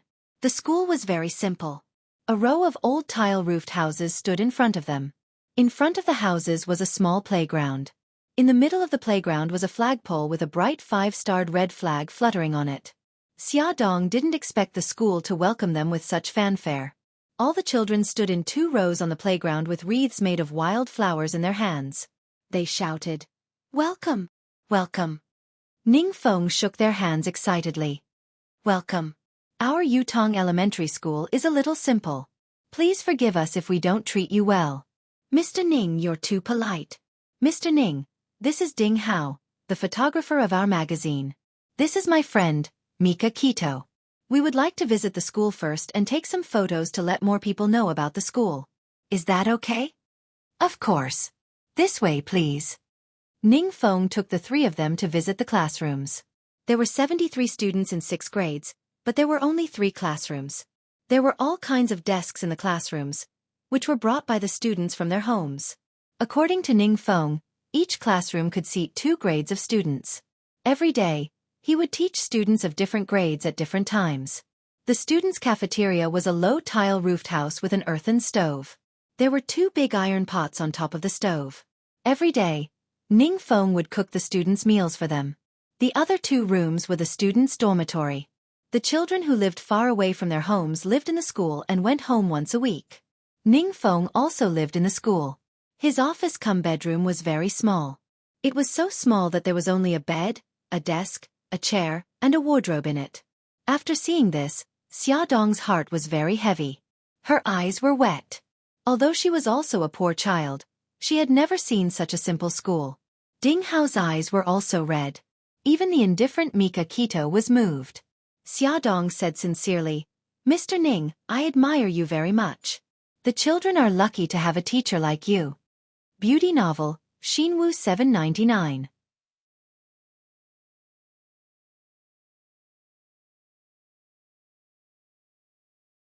Chapter 96. Chief Editor Xia, you're flattering me. In fact, I'm also from the city. After working in the city for a while, I've seen too much hypocrisy and deception. I felt that life was boring and meaningless. One day, I walked here with my bag and saw these children. Although they were poor, they had never given up chasing their dreams. So I stayed. In fact, it was these children who changed me. I should say that I'm very lucky to have met them. Xiaodong was very moved. She decided to do an exclusive interview with Ning Feng so that more people would pay attention to his deeds. Ning Feng smiled embarrassedly. Chief Editor Xia, the children have finished the artwork you mentioned. Do you want to have a look now? Okay, please lead the way. Ning Feng took them to the small yard behind the school. When they saw the things placed in the yard, the three of them were immediately shocked. In the yard, there were 12 hand-woven animals neatly placed. They were the size of real animals. The smallest was a mouse, and the largest was a cow. These animals were lined up in the order of the 12 zodiac signs. They stood lifelike in this narrow yard. Ning Feng introduced, these are the 12 zodiac signs. All of them are woven with willow branches. The willow branches were picked by the children from the river. These animals were also woven by them. Ding Hao frantically pressed the shutter and praised, this is incredible. Chief Editor, look at this cow. It's as if it's alive. These children are still so young. How can they have such good craftsmanship? Ning Feng smiled proudly. Because the people living in this land have relied on weaving for a living for generations. The children also began to learn this skill from an early age. Xiaodong was shocked and moved. It must not be easy to weave the 12 zodiac signs in 3 days. Ning Feng said, the children said that they must not lose face for the school and their hometown. Even if they don't eat or sleep, they must complete the task. Xiaodong's eyes flashed with tears as she firmly said, Teacher Ning, don't worry. We will definitely do a good job in this interview and let more people see the current situation of Yutong Elementary School. We will let the school receive help from society so that the children can concentrate on their studies. Chief Editor Xia, we are relieved to hear your words. You are the great benefactor of our Yutong Primary School. Ning Feng bowed to Xiaodong with red eyes. Xiaodong hurriedly supported him. Teacher Ning, you're too much. We still want to interview a few children. Please arrange it for us. The 2 children who were interviewed were the ones with the best academic results but the poorest family background. They deliberately changed into clean clothes, washed their faces, combed their hair, and faced the camera. They sat stiffly and did not dare to move. Outside the window, a group of children lay on the ground and watched curiously, but no one said a word. Don't be nervous. Xiaodong comforted them. She wanted them to relax, but she did not expect them to be even more nervous. She changed her approach and said with a smile, I have 2 children too. They are less than 5 years old and have just started kindergarten. 2 days ago, their teacher taught them a children's song. Let me sing it for you. Mika Kito's deep eyes fell on her. She did not know what she wanted to do. Ding Hao's face was bitter. He wanted to cover his ears, but unfortunately, he did not have a 3rd or 4th hand. Under the banyan tree by the pond, cicadas are calling for summer. Her voice was soft and clear. She sang the familiar childhood. Ding Hao's eyes widened. It was different. It was different from the wailing of ghosts and howling of wolves in the KTV. The chief editor sang beautifully and beautifully. Xiaodong sang as if she was deeply immersed in it. Just as everyone's emotions were stirred by her, she suddenly stopped and said with a smile, Is there anyone who can sing? Can you sing with me? Ning Feng had taught the children this song before, so they all knew how to sing it. They could not help but sing along with her. The 2 children who were interviewed also sang along. After the song, the children all smiled and their nervousness dissipated. Ding Hao gave Xiaodong a thumbs up. The information obtained from the interview was enough to make people weep. Of the 2 children, one was from a single-parent family. He had lost his father when he was young. His mother sold herbs for his living and education. He had to walk more than 10 kilometers to school every day just to go home and help his mother pick herbs after school. The other child had 3 younger sisters. She was the oldest girl. At the beginning of the year, her parents did not allow her to go to school. She knelt on the ground and begged for a day and a night. Finally, her parents agreed to let her go to school, but she had to pay for her tuition and living expenses. Because her family was too poor to pay for it, she had to go to town every weekend to pick up scraps and beg on the streets to earn money for her tuition and living expenses. There were several times when Xiaodong could not control her emotions and choked. Ningfeng was right. These children had strong souls. No matter how big the disaster was, they were always tenacious. She should learn from them. After the interview, Xiaodong was in a heavy mood. On the way back, she did not say a word. Nowadays, people felt that they were the most miserable people in the world. In fact, it was just because they had not seen anyone more miserable than themselves. Xiaodong decided to change the fate of the children in Yutong Primary School. In order to expand the influence of the magazine and let more people see the interview, Xiaodong deliberately greeted her friends in the circle and asked them to help promote it. She also asked Bai Liyun to persuade Lin Weiwei, the Queen of Heaven, to say at the press conference, "I like to read Charm magazine very much. I buy every issue," so when the new issue of the magazine came out, it immediately caused a sensation. Many readers called with tears in their eyes and asked about the situation of Yutong Primary School. They also proposed to donate to the children. Xiaodong struck while the iron was hot. She pulled strings with the relevant departments and called for a donation to Yutong Primary School. Charm magazine took the lead and proposed to donate 500,000 yuan. Xiaodong also donated 100,000 yuan in her own name. Mika Kito donated 1 million yuan in the name of Bo AO Group. Xiaodong found Bailey Han's check of 100,000 yuan and donated it in his own name without hesitation. The impact of this donation was very wide. Even the finance department of Shanghao Group made a budget for this batch of funds. Linda sent the budget of the finance department to Bailey Han. Bailey Han asked, "What's the matter with this donation?" The Prince Charming CEO was busy preparing for his wedding during this period of time, so he did not pay attention to the public welfare. Linda explained to him, "President, Charm magazine recently did an exclusive interview." Bailey Han interrupted her. "It has something to do with Charm magazine?" "Yes." "Return it." Bailey Han's face darkened. "Return this financial budget. Our company will not participate in any activities related to Charm magazine in the future." Yes." He did not want to be involved in anything related to that woman. Bailey Han's face was cold and heartless. After a while, he received a call. "Mr. Bailey, I'm a staff member of the Public Welfare Fund. Thank you very much for your personal donation to Yutong Primary School." Bailey Han frowned. "I think you've got it wrong. I didn't donate." "It can't be wrong. We received your 100,000 yuan donation check today. Thank you very much for your support to the education industry." The staff member gushed about his gratitude and respect to Bailey Han. Bailey Han's frown deepened. 100,000 yuan? Check. Could it be that this check was the one he let that woman deal with? What nonsense was this donation to Yutong Primary School? Bailey Han said, "I'm very busy." He interrupted the staff member and hung up the phone. He hated things that were out of his control. Therefore, he opened the web page and logged into Charm magazine's official website. He finally understood what this donation was all about. Originally, he entered the website with a crusade mentality. However, after reading the interview with Yutong Primary School and seeing the shocking photos and words, he fell silent. He called Linda in through the internal phone.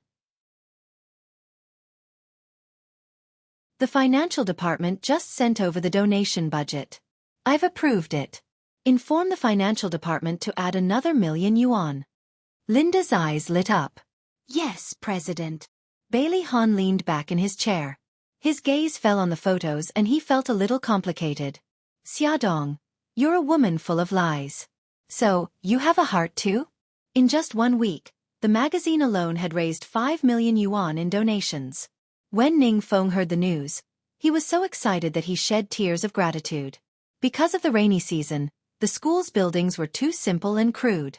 They were afraid that it would be dangerous, so the local government decided to use the donations to build a 3-story building first. Mika Kito said that the BOA group would build the building for the school free of charge in the shortest time possible. The local government and the villagers were grateful. On the day of the groundbreaking ceremony, the local government invited Mika Kito, Xiaodong, and a dozen other well-known donors to attend. Unfortunately, Sanka Group encountered some problems, and Mika Kito had to rush back to deal with it. That's why he missed the ceremony. Mika Kito left in a hurry the night before the ceremony. Before he left, he asked Zhang Dao to stay behind to protect Xiaodong. Zhang Dao is Mika Kito's assistant in name. Since Mika Kito is not around, Zhang Dao can take his place and attend the ceremony with Xiaodong. Many famous people attended the ceremony, including the mayor and the secretary of the municipal party committee. The two of them shook Xiaodong's hand to express their gratitude. Of course, Xiaodong did not dare to claim the credit. She pushed all the credit to teacher Ning Feng and the kind-hearted people who donated. Because of this interview, Xiaodong became a little famous. The CEOs of large corporations all came over to greet her politely. She smiled and responded to them one by one. She was generous and cheerful, and had the temperament of a strong woman. She did not know that her every move was being watched by Bailey Han. Bailey Han did not like to show his face in public, and he expected that Xiaodong would also attend. So when he received the invitation, he wanted to refuse. However, old Bailey's wife did not see it that way. She insisted that he accept it. She said that it was a good thing to do charity, and he should treat it as accumulating blessings for Xiao Yi. It was not until the organizers arranged for the ribbon-cutting ceremony that Xiaodong found out that Bailey Han was also there. Bailey Han stood beside her with a pair of scissors in his hand. He was focused on cutting the red silk without looking sideways.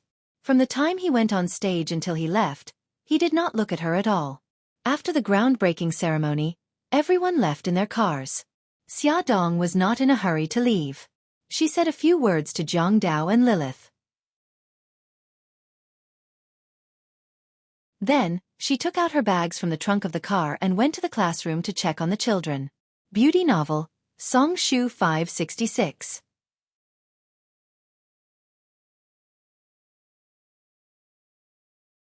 Chapter 97. The children were in self-study. Someone with sharp eyes saw her from afar and shouted, "Auntie Xia!" All the children rushed out of the classroom and surrounded her, calling her Auntie Xia. Every little face had the brightest smile.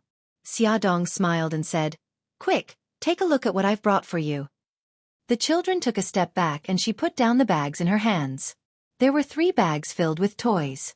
There were dolls, electric trains, car models, Rubik's cubes, 9 consecutive rings.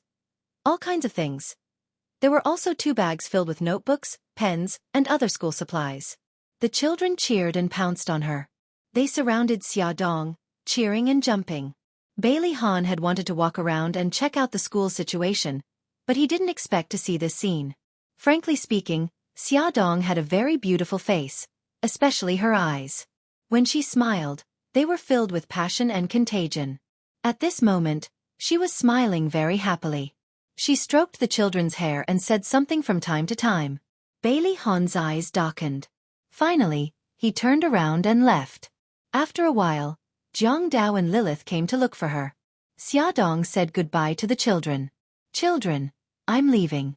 You have to study hard and grow up to be useful people to society." The last sentence was actually a little broad. She smiled and changed the way she spoke. Study hard and change your own fate. Change the fate of your family. Auntie Xia, we'll remember it. The children's little faces were filled with determination. They reluctantly sent her to the village entrance and watched her get into the car. The car drove far away, but they were still standing there. Lilith looked at them and sighed. "Chief Editor, I suddenly feel that we've done something very great." Xiaodong smiled. "Do you suddenly feel that you have motivation in life?" Lilith nodded vigorously. Xiaodong laughed heartily. Zhang Dao, who was driving, also smiled. However, something unfortunate happened. When they drove for more than an hour and entered another small town, the car broke down. Fortunately, it wasn't in the middle of nowhere. There was the only car repair shop in town. The young man had never repaired such a high-end car before. After checking it, he helplessly spread out his hands. "I'm sorry, I can't repair it. I don't have the parts here." Xiaodong asked, Sir, is there a bus to City A here? The young man scratched his head. Yes, but there are only 2 trips. One at 8 in the morning and the other at 2 in the afternoon. It's already 3 in the afternoon. Obviously, you've missed it. Then, is there a private car going to a city? The young man smiled embarrassedly. No, City A is too far away, and the road to City A is very difficult to walk. None of the drivers are willing to go. Lilith stomped her feet anxiously. Then what should I do? It's my grandma's birthday today. I must rush back. Xiaodong patted her shoulder and comforted her. Don't worry, let's think of other ways. Jiang Dao asked the young man why the car broke down, and then called the car repair shop in City A. The shop assistant said that the problem was not serious, but he needed to change a part. He also said that it would take at least 4 hours to get here. Jiang Dao asked them to come as soon as possible. Now, they could only wait for the car to be repaired. The young man was very enthusiastic. He brought 3 chairs from the house and invited them to sit down. He even made tea. After waiting for about 10 minutes, Xiaodong suddenly saw a Maybach speeding over. It was Bailey Han's car. She had sat in it before, and she remembered the license plate number. She stood up abruptly, waving her hands in the air as she shouted, "Stop the car! Stop the car!" Bailey Han saw someone waving at him from the side of the road. It was Xiaodong. He stepped on the accelerator and rushed over. Xiaodong covered her face in disappointment. Bailey Han saw her bending over and covering her face in the rearview mirror. She looked very disappointed, and he actually felt bad. His hands unconsciously slowed down, and then slowed down again and again. Finally, he stopped about 100 to 200 meters away from her. Lilith shouted excitedly, "It stopped, it stopped. Chief editor, look, the car stopped." Xiaodong looked up in surprise. The Maybach had really stopped, although it was quite far from where they were now. Bailey Han waited for a while, but there was still no movement from the group. He was irritated. Damn idiot. Didn't she understand his hint? It had been a minute, and he still hadn't driven away. So, he should be waiting for them. Xiaodong finally reacted and said to Jiang Dao, "Jiang Dao, stay here and wait for the people from the repair shop to come. Lilith and I will go back to City A." "But, no buts, Jiang Dao. Bailey Han is a good person. He won't do anything bad to me, so don't worry. Jiang Dao, I'll leave this to you. Be careful. Lilith, let's go." After Xiaodong gave her instructions, she pulled Lilith and hurried to Bailey Han's side. Before she left, she didn't forget to thank the young man. Because of the baby in her belly, Xiaodong didn't dare to run too fast. She was also worried that Bailey Han would change his mind at the last minute and step on the gas pedal to escape, so she said to Lilith, "Lilith, run faster and go over first. I can't walk too fast, so I'll be 1 step behind you." Lilith had the same worry and immediately raised her hands in agreement. "Okay, Chief Editor, be careful. I'll be there right away." Lilith ran over at the speed of the 800-meter long-distance run when she was in college. After a few minutes, Xiaodong walked over leisurely. Bailey Han's face was as black as the bottom of a pot that had been burning for more than 10 years. As for the explanation, Lilith must have already explained it, so Xiaodong didn't say anything more. She smiled politely and said, "Mr. Bailey, sorry to trouble you." Bailey Han pursed his lips and ignored her, but he unlocked the back door. Xiaodong and Lilith hurriedly got in. It was finally safe. Coo. Bailey Han's face became even darker. Did he look like the kind of person who would change his mind at the last minute? Yes, you are. The atmosphere in the car was very gloomy. No one spoke. Lilith didn't dare, Xiaodong didn't want to, and Bailey Han didn't care. The car drove in silence for an hour and drove to a small dirt bridge. The bridge was about 70 meters long and 7 to 8 meters wide. A farm tractor rumbled on the bridge. Behind the tractor sat a young woman with a child in her arms. Their car also drove onto the bridge. When the tractor heard the sound of the car, it purposely made way for them. Just as Bailey Han overtook the car, Xiaodong suddenly realized that something was wrong. The bridge was shaking. Several large cracks appeared on the bridge, like vines, slowly spreading from one end of the bridge to the other. It was like a scene from a disaster movie. Xia Dong grabbed the seatbelt and reminded Bailey Han in a panic. Bailey Han, the bridge is cracking. Bailey Han also saw that the car was about to reach the center of the bridge. There were still more than 50 meters before they would reach the other end of the bridge. It was impossible for them to retreat. The soil bridge was shaking more and more violently. Through the rear-view mirror, he could see that the bridge deck at the back of the bridge was slowly collapsing into the river, causing the river water to gush and splash. The tractor was also driving frantically. The desperate cries of the woman and child resounded through the sky, but it was too late. In less than 10 seconds, they would be buried in the river with the car. And he had to race against time to drive to the other side of the bridge. These thoughts just flashed past his mind. Bailey Han calmly said to Xia Dong and Lilith, who were sitting in the back, "Close your eyes." Xia Dong quickly closed her eyes. Lilith was so scared that she almost lost the ability to think. She also followed the order and closed her eyes in a daze. Bailey Han stepped hard on the accelerator and the car shot out like an arrow. 1 meter behind the car, the bridge had already collapsed. As the car moved forward, the bridge collapsed, chasing after them. Gravel and soil were constantly falling into the river. The rumbling sound of the collapse was constantly transmitted to Xia Dong's ears. Her heart was in a mess. She grabbed the seat belt with one hand and firmly protected her abdomen with the other. The bridge in front could no longer bear the weight of the car. The Maybach car began to tilt, and it was getting worse and worse. Bailey Han's expression didn't change. He stared at the open space at the bridgehead and didn't hesitate to step on the accelerator and rush up. Xia Dong could feel the rapid turbulence of the car with her eyes closed. She broke out in a cold sweat and her back was cold. She was so nervous that all the muscles in her body began to stiffen. The crack had already extended to the bridgehead and the 2 rear wheels of the car began to slowly fall. Bailey Han's forehead was also sweating, but his expression was still calm. He stepped hard on the accelerator and accelerated to the maximum.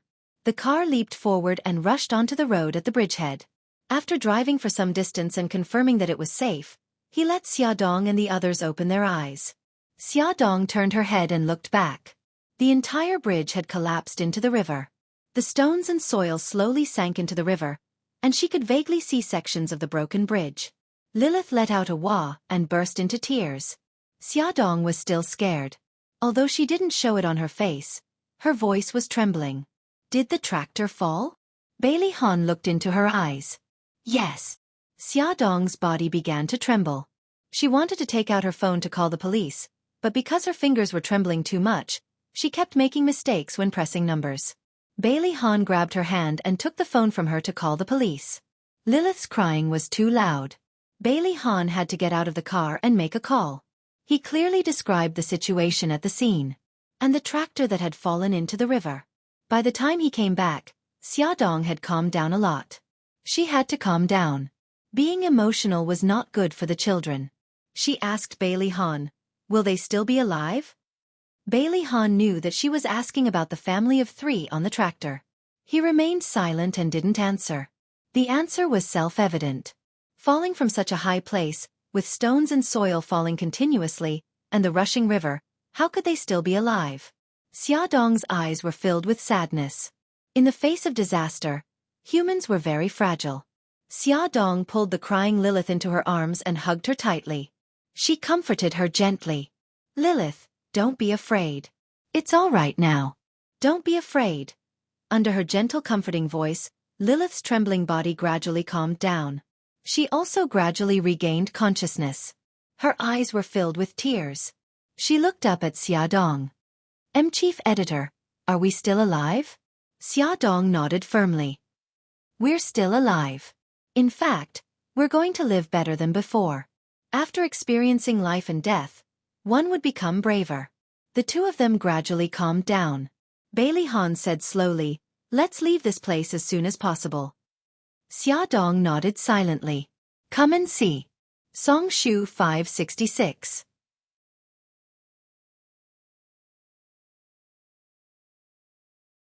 Chapter 98. Bailey Han glanced at her and started the car. After driving for almost an hour, the police cars and ambulances drove in the direction of the collapsed bridge. The last police car stopped them and asked about the situation. After learning that they were the ones who called the The police took down their contact information and said that they would be invited to record their statements when they returned to the city. Bailey Han and the other two were very cooperative. In the end, the police bowed to the three of them and got into the car to chase after the police car in front. Xiaodong then remembered that with the bridge collapsed, the people at the car repair shop would not be able to cross the river and repair the car. Similarly, Jiang Dao would not be able to return to the city. She quickly contacted Jiang Dao and briefly told him what had happened. After Jiang Dao heard it, his back was instantly drenched in cold sweat and his heart trembled. Luckily, Miss Xia was fine. Otherwise, when the boss came back, he would definitely be killed. After a long while, Jiang Dao said, "Miss Xia, it's good that you're fine. You don't have to worry about the car. I'll think of a way to return to the city tomorrow. Please take care of yourself." "Okay, I got it. You be careful too." It was already past 9 at night when they returned to the city. Lilith had calmed down a lot. She said that she would take a taxi back and asked Bailey Han to drop her off at the intersection. Only Bailey Han and Xiaodong were left in the car. Bailey Han glanced at her. After a while he said, "Tell me the address. I'll send you back." "No need. I'll take a taxi back too. I've already troubled you today." Bailey Han emphasized, "Tell me the address." Xiaodong knew that he was a very stubborn person. If he insisted on something, he would definitely do it. She could only tell him the address. Bailey Han drove her to the neighborhood without a word. When she got out of the car, her legs were a little weak. She tried to stand straight and smiled. "Thank you for today," Bailey Han said lightly. "Go upstairs." Xiaodong nodded and walked step by step to the elevator. Bailey Han watched her figure disappear into the corridor before he started the car and drove away. After entering the elevator, Xiaodong's fake calmness collapsed. She leaned against the elevator and watched as the numbers continued to rise. Finally, it stopped at her floor. The moment the elevator door opened, the smile returned to her face, and she pressed the doorbell of her house. Mommy, you're back." Xiao Guai threw herself into her arms.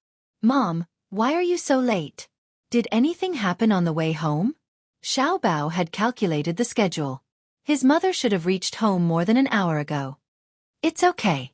Mommy was playing with those kids for a while, so I was delayed. Have you guys eaten?" "We've already eaten, and the nanny has already bathed us." "Okay, then Mommy will send you back to your room to rest." Xiaodong carried her daughter. "Gigai, did you listen to Auntie and take your medicine today?" "Yes, take your medicine. Do you feel uncomfortable anywhere?" "It was stuffy here in the afternoon, but I'm fine now." Xiao Guai pointed to her chest. Xiaodong hugged her tightly and said gently, "If you feel uncomfortable in the future, you have to tell Mommy immediately. If Mommy isn't around, you have to tell Auntie, okay?" Yes, I know." Xiaodong put her daughter on the bed and covered her with a blanket. She told her daughter jokes to cheer her up. Suddenly she said, "Mommy, I really want to go back to kindergarten." Xiaodong stroked her daughter's hair gently and said gently, "Gigai, you're sick now, so you can't go to kindergarten for the time being. Let's go back when you're better, okay?" Xiao Guai pursed her lips and her big eyes were filled with tears. She said pitifully, "But the garden party is coming, and I want to perform on stage with brother." Xiaodong gently wiped the tears from her face and said softly, "Gigai, Mommy will tell the teacher that you can't go to kindergarten before you're better, but on the day of the garden party, I'll let you perform on stage, okay?" Xiao Guai shook her arm and looked at her with tears in her eyes. "Mommy, when will I be better? When can I go to kindergarten?" Xiaodong squatted in front of her bed and hugged her tightly. "Gigai, believe Mommy, it won't be long. 10 months, in 10 months, you can go back to kindergarten." 10 months, it seems like a long time.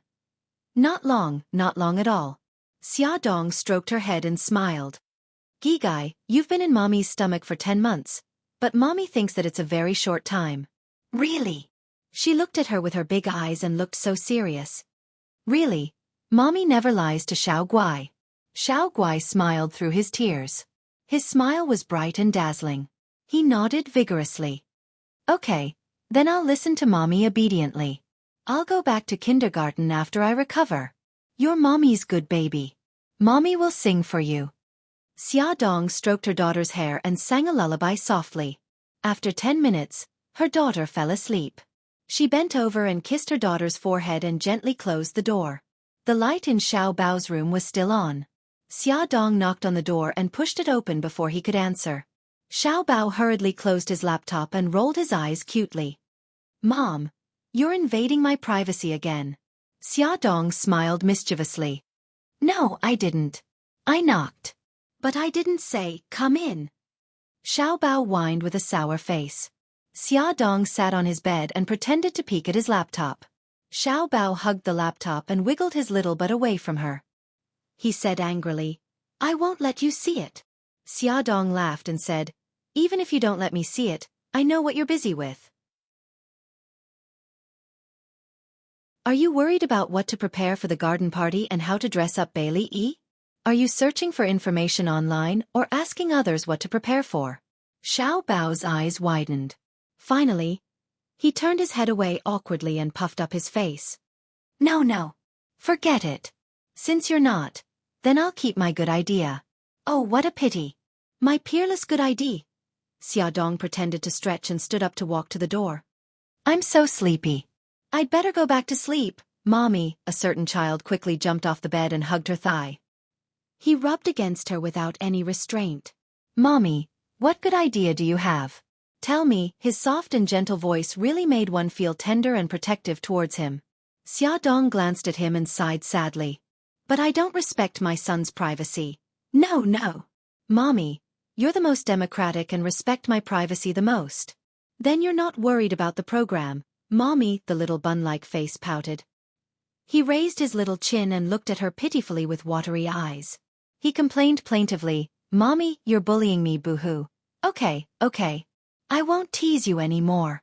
Xia Dong was helpless against her son's ability to act pitiful. She bent down and carried his little body to the bed.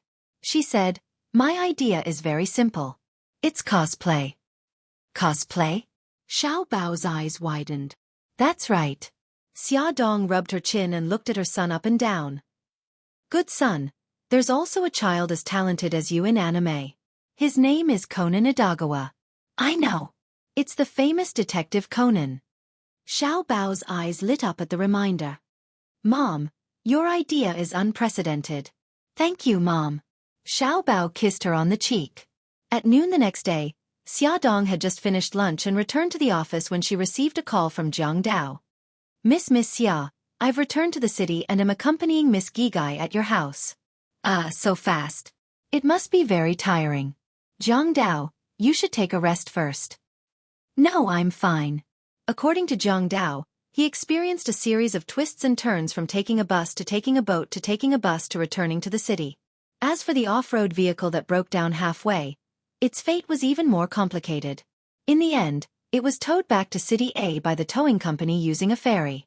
Xia Dong paused and asked, When you crossed the river where the bridge collapsed, the family of 3 fell into the river. What happened to them? When they were salvaged, they had already stopped breathing. I heard that their family has already claimed their bodies. Although she already knew the answer, Xia Dong still felt a little sad when she heard it confirmed. In the afternoon, the police station called her and asked her and Lilith to make a statement. When Xia Dong and Lilith arrived at the police station, they found that Bailey Han was also there. Bailey Han glanced at them and nodded coldly. Xia Dong also nodded at him. The police recorded her basic information and said politely, Miss Xia, please tell us what happened at that time. The car drove for about 20 meters, and I found that the bridge was shaking. Xia Dong tried hard to recall the situation at that time, and her fingers involuntarily clenched. Lilith's emotions fluctuated even more. Her voice was trembling, and she almost burst into tears. Bailey Han was very calm. Even the police couldn't help but praise him after listening to his account. Mr. Bailey, your psychological quality is very good. If you didn't make a prompt decision, I'm afraid that something bad would have happened to you. Bailey Han smiled faintly and didn't say anything. After making a statement last night, the 3 of them walked out of the police station. Just as they walked to the gate, a Lamborghini stopped. Su Yunqian hurriedly got out of the car and jogged to Bailey Han. She said anxiously, Han, I just called your office. Linda said that you were at the police station. What happened? Bailey Han comforted her. Don't worry, it's nothing. I'm just making a statement. Didn't you go to the groundbreaking ceremony of Yutong Elementary School yesterday? What happened that you need to make a statement? Bailey Han didn't want her to worry. He only said, something small happened on the way back. What the hell happened? Bailey Han sighed and said, the bridge we passed collapsed. Collapsed?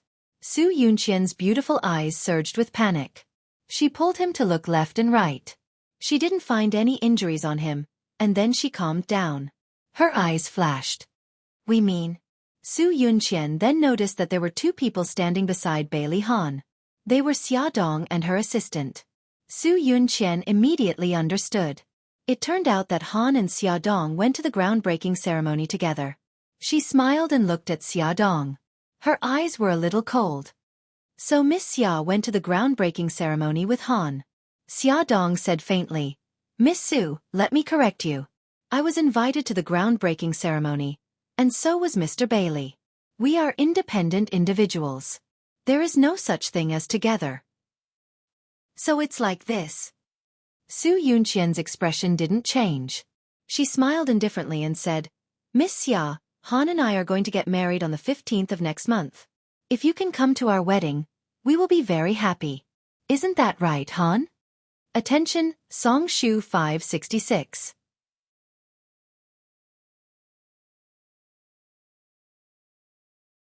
Chapter 99. Bailey Han's eyes narrowed. There was no expression on his face, but he clenched his fists. Soon he loosened them and said, Yes. Xiaodong smiled calmly. Congratulations.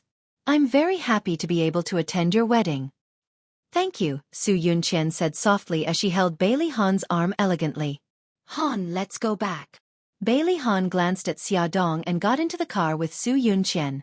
Bailey Han sat in the driver's seat and Su Yunqian sat beside him. She said sadly, Han, why didn't you tell me that the bridge collapsed? It's such a big thing. If I didn't find out, were you planning to keep it from me? I just didn't want you to worry. I'm fine now, aren't I? Su Yunqian felt wronged. What if something happened? You and Xiaodong went through life and death together, but you don't even want to tell me the truth. Bailey Han suddenly braked and turned to look at her with a serious expression. Yunqian, Xiaodong and I just happened to meet on the road. Her car broke down, so I gave her a ride. Nothing happened between us. Okay, I know. I was just too worried about you. I said the wrong thing. Don't be angry, okay? Su Yunqian hugged his arm and acted coquettishly. Bailey Han smiled. Don't tell my family about this, especially Grandma. I don't want them to worry. Do you understand? Okay, I'll keep it a secret. Su Yunqian leaned into his arms and said, Han, I was really scared just now. Promise me that you won't hide anything from me in the future. In a low voice he said, Okay. She looked up and smiled. Do you have time this afternoon? My wedding dress has been sent over from France. Can you accompany me to try on the wedding dress? Bailey Han frowned. I have a meeting in the afternoon. How about tonight? Come to my house tonight. As expected of a famous French designer, Su Yunqian's wedding dress was very beautiful. It was bare-shouldered, revealing the slender and beautiful lines of her neck. Bits of broken diamonds were inlaid in the chest area. The hemline of the dress was a high-grade French snow-white transparent chiffon. It looked solemn and beautiful, like a dream. Bailey Han was very satisfied. Su Yunqian pulled him aside and took a photo of herself with her phone. When she went back to her room to change her clothes, she sent a text message to Su Xingchen. In the message she said, Xingchen, help me see if this wedding dress is pretty. 10 minutes later, she received a reply from Su Xingchen. It was very beautiful. Sister Yunqian, I have a gift for you. It will be mailed to your office tomorrow. Please sign for it the next day. Su Yunqian opened the gift Su Xingchen gave her in her office. Her face was pale. It was a medical report. It showed that the person involved was pregnant for 2 weeks. The name of the person involved was Xiaodong. This wasn't a big deal. The problem was that there was a stack of photos under the medical report. They were all secretly taken by Xiaodong and Bailey Han. It seemed that they were seducing each other. First, Xiao Tiansheng and Bailey Han were talking about something. Then, Bailey Han looked at the direction of the bar counter and walked towards the private room. Then, Xiao Tiansheng helped a drunk woman from the bar counter into the private room. Although the photo only showed the back of that woman, even if she turned into ashes, Su Yunqian would recognize her. She was Xia Dong. According to the date of the photo, it coincided with the date of Xia Dong's pregnancy. Was this a coincidence, or was it true? Su Yunqian's face was pale. She leaned against the office chair. Her phone rang. It was Su Xingchen. Sister Yunqian, did you receive the gift? I took those photos with my own hands. Also, I noticed that Brother Han stayed in the private room for more than half an hour. Why don't you ask his servants if he came home that night? Su Yunqian's laughter sounded so innocent and considerate, but Su Yunqian knew that her cousin was definitely not someone to be trifled with. Su Yunqian said calmly, "This is between me and Han. You don't have to worry about it." After speaking, she hung up the phone. The photos in front of her and Su Xingchen's words were like the venom of a poisonous snake. They corroded Su Yunqian's rationality. She gritted her teeth and dialed the number in Bailey Han's villa. The housekeeper picked up. The housekeeper was steady and experienced. He was very trusted by Bailey Han. If she asked him rashly, he wouldn't tell her the truth. Su Yunqian used a roundabout tactic. "Housekeeper, I remember that I forgot a piece of jewelry in Han's bedroom on the night of June 2nd. Please have someone keep it well. I'll come and get it when I have time." The other side of the phone was silent for a while. Then he said, "Miss Su, if I remember correctly, you didn't come to the villa on June 2nd. Did I remember wrongly? I still remember that Han came back very late that night. He didn't come home until 1 in the morning. Miss Su, you must have remembered wrongly. Young master didn't come home on the night of June 2nd. He only came back the next day. You said that it might be June 12th. Don't worry, I'll have someone keep the jewelry well." Su Yunqian's hand gripped the phone tightly. Her knuckles turned white. She smiled and said, "I see. Housekeeper, thank you." June 2nd was the date of the photo shoot. Han didn't come home as expected. Su Yunqian's mind was filled with the scene of Bailey Han and Xia Dong entangled in bed. She slumped against the back of the chair and didn't move for a long time. She wanted to directly question Bailey Han, but she held back. They were going to hold their wedding in half a month. She didn't want to complicate things because of this. Her head hurt. What should she do? Su Yunqian looked at herself in the mirror in pain. After about 5 minutes, she finally calmed down and dialed a number. A voice came from the phone.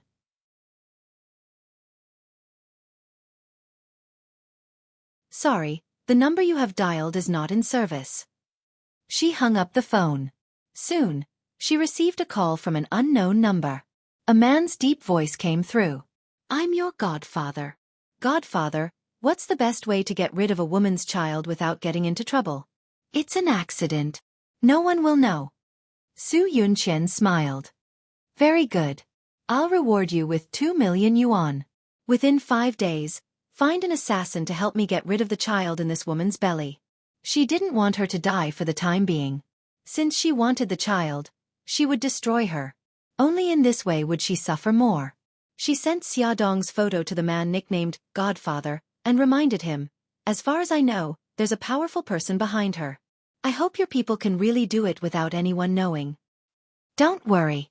I've been in this business for many years, and I've never failed." Godfather was an intelligence officer of an underground assassin organization. All the assassins in a city bought information and received tasks through him. As long as he released the task of the employer, a large number of assassins would come to him. Then he would choose an assassin to complete the task according to the employer's requirements. Of course, no matter whether the task was successful or not, Godfather would take 10% of the reward as commission. No one knew the real identity and face of Godfather. Su Yunqian didn't know either. She got his contact information by chance. Glamour magazine. Chief editor's office. Xia Dong was busy preparing the report of this month. Her right hand habitually touched the cup and found that the tea inside was empty. So she said to Lilith through the internal line, "Lilith, please make a cup of tea for me." Lilith quickly came in. When she was about to go out with the teacup, she suddenly thought of something and asked mysteriously, "Chief editor, Have you had that in the past 2 days? Xiaodong looked up blankly. What? Lilith smiled. Your period. No. Lilith blinked. That's good. Xiaodong didn't know what she was doing and didn't have time to ask, so she let her be. Soon, Lilith put the brewed tea on her right hand. Xiaodong was almost done preparing the documents and the tea was cold. She picked it up and took a sip. It tasted different from the tea she was used to. She looked at the tea leaves in the teacup and saw that they were very thin red petals. Because she was pregnant, she paid special attention to her diet. When she saw that the tea leaves had changed, she called Lilith over to ask about it. Lilith, what tea is this? It doesn't look like the kind I drink. Lilith smiled and said, Chief Editor, this is saffron. It's good for a woman's health. I see that you don't look too good recently. Drinking saffron can replenish your blood. But people who are on their period and pregnant can't drink it. So I just asked if you were on your period.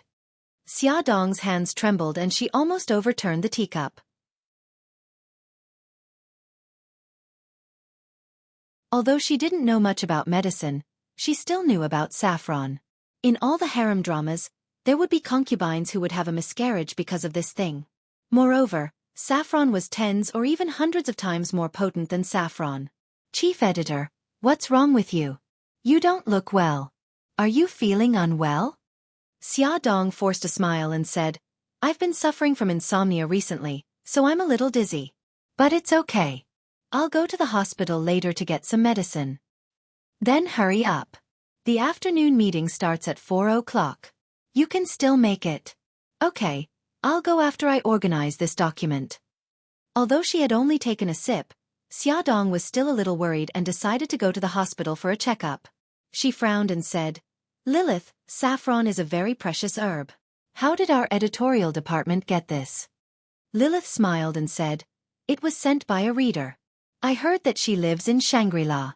Her grandfather is a Tibetan doctor, so he sent us saffron and some small gifts. Everyone has one.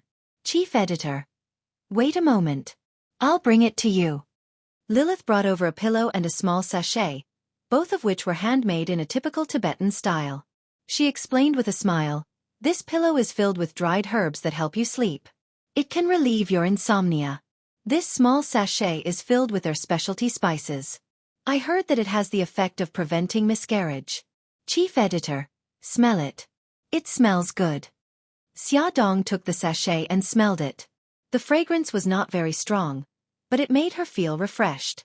Since it had the effect of preventing miscarriage, she would carry it with her. Maybe it could alleviate the influence of saffron. She put the sachet into her handbag.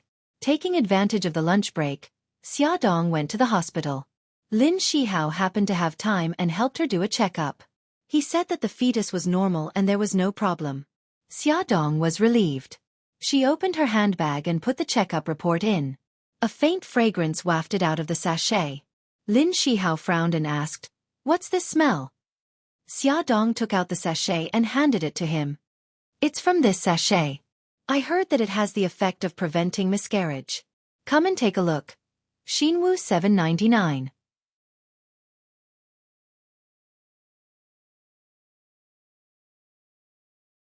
Chapter 100.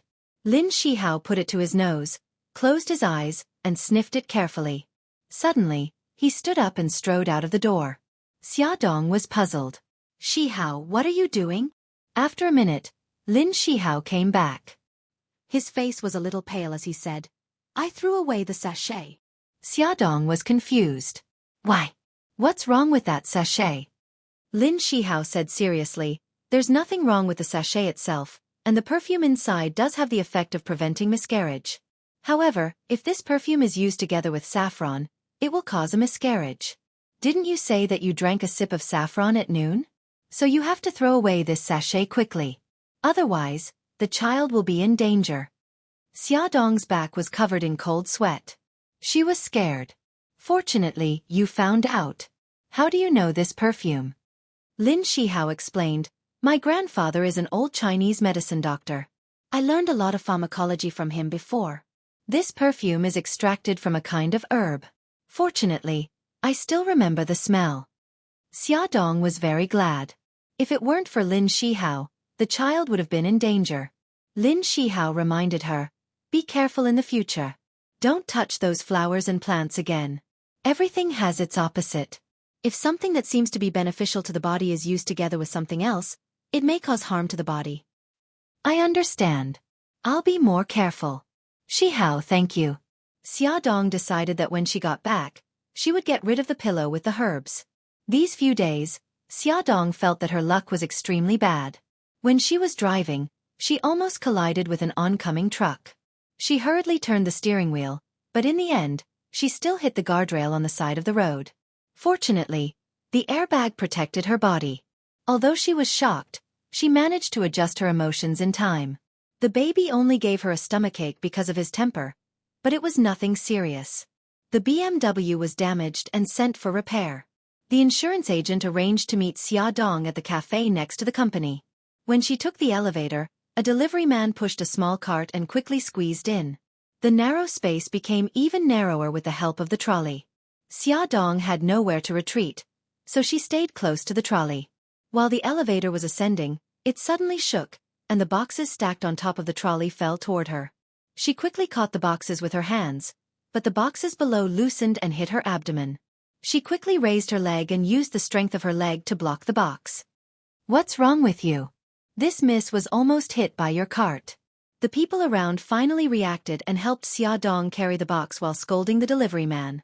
The delivery man apologized profusely. "Forget it. You didn't do it on purpose." Xiaodong sighed weakly and rubbed her knee that was hurting. Accidents happened one after another. Xiaodong went to the bathroom and almost fell on her face on the waxed floor. Fortunately, she had practiced martial arts and was agile enough to grab the sink in time. When the light turned green and they crossed the sidewalk, someone rushed over and almost hit her in front of a speeding car. Because the BMW was being repaired, Jiang Dao had been driving her to and from work for the past few days. On this day, Xiaodong went downstairs and found that the driver had changed from Jiang Dao to Mika Kito. Xiaodong was pleasantly surprised. "Brother Shin, you're back from Japan. How's it going?" Bei Tengshin's lips curled up. "I've already dealt with it.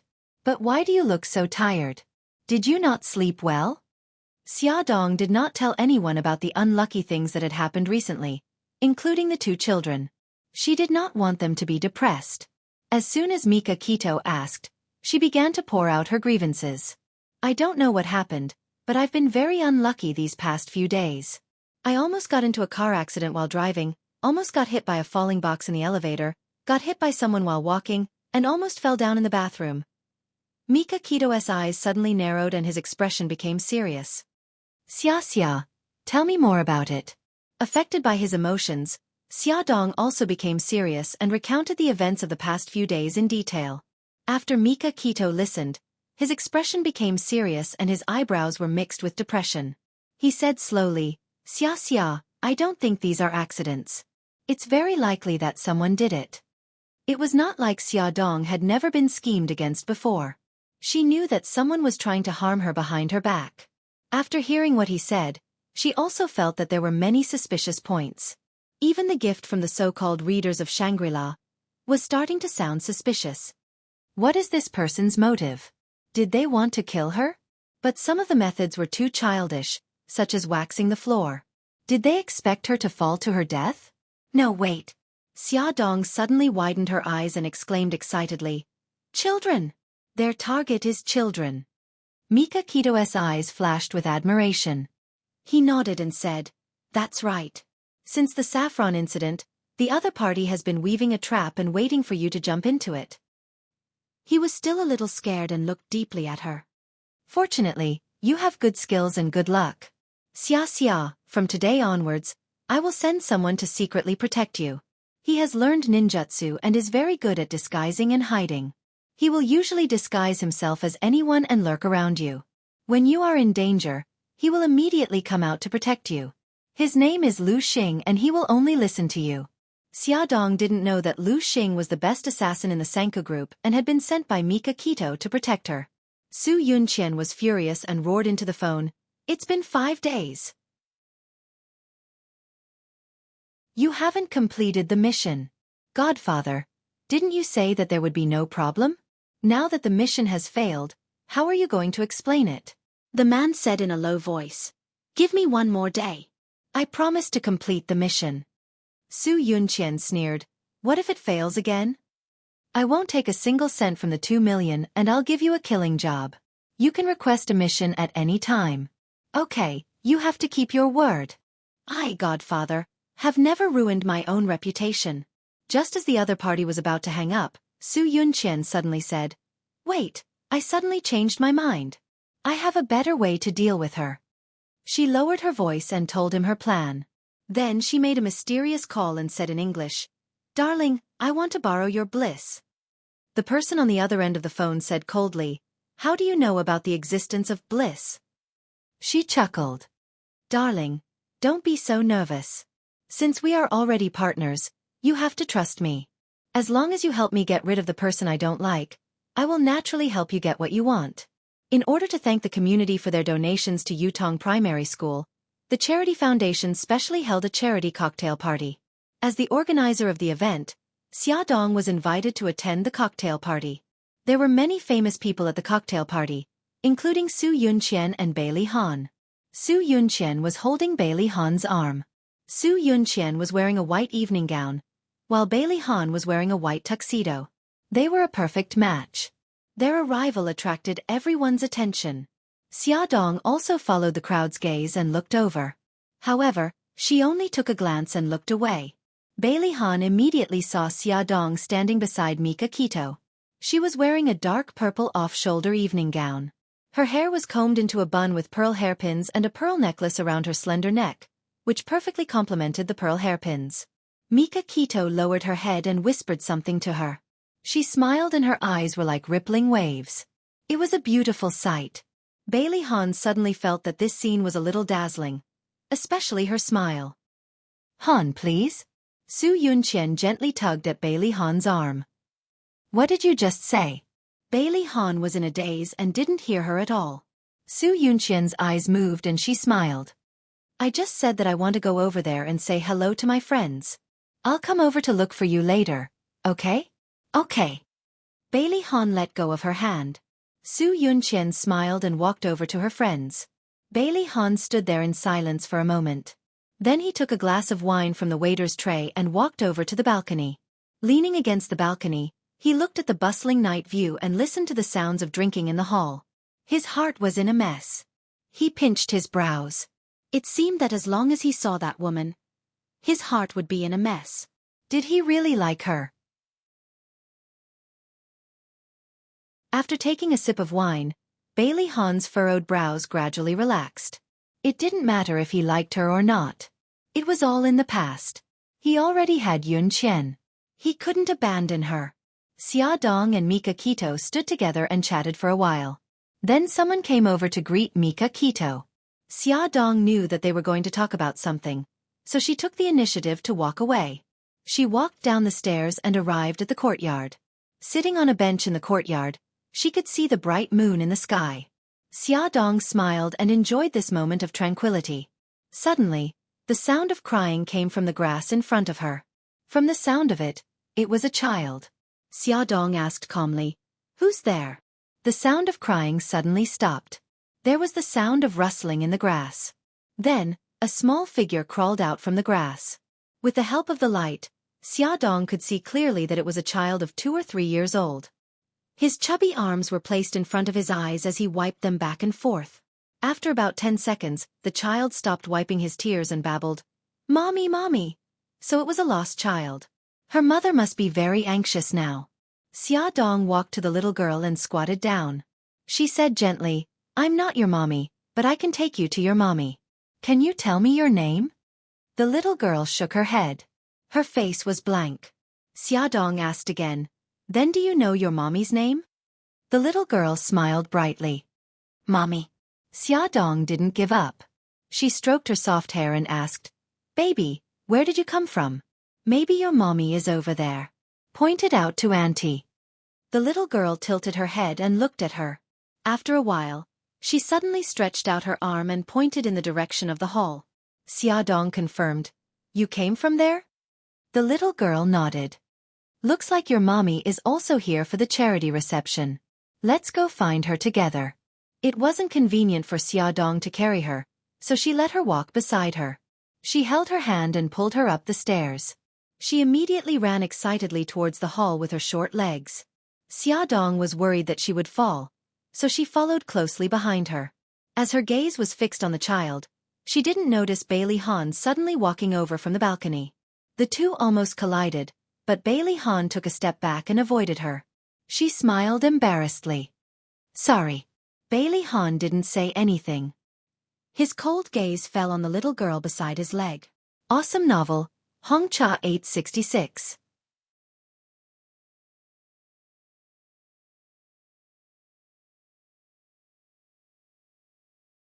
Chapter 101. She took the initiative to explain, it's a lost child. I'm taking her to look for her mommy. He nodded coldly and was about to leave when he realized that someone was tugging on his pants. He looked down and saw the little one looking up with a grin, her chubby little hand tugging on his pants. Ah, baby, let go. Xiaodong quickly bent down and pried the little one's hand away. Excuse me. Xiaodong nodded at Bailey Han. She wanted to leave with the child, but when she looked down, the child had already run away while she was talking. She followed and realized that the child had run to the washroom around the corner. Could it be that her mommy was in the washroom and she had snuck out while her mommy was in the washroom? Xiaodong entered the ladies' washroom with doubts. It was empty and there was no one inside. All the cubicle doors were closed.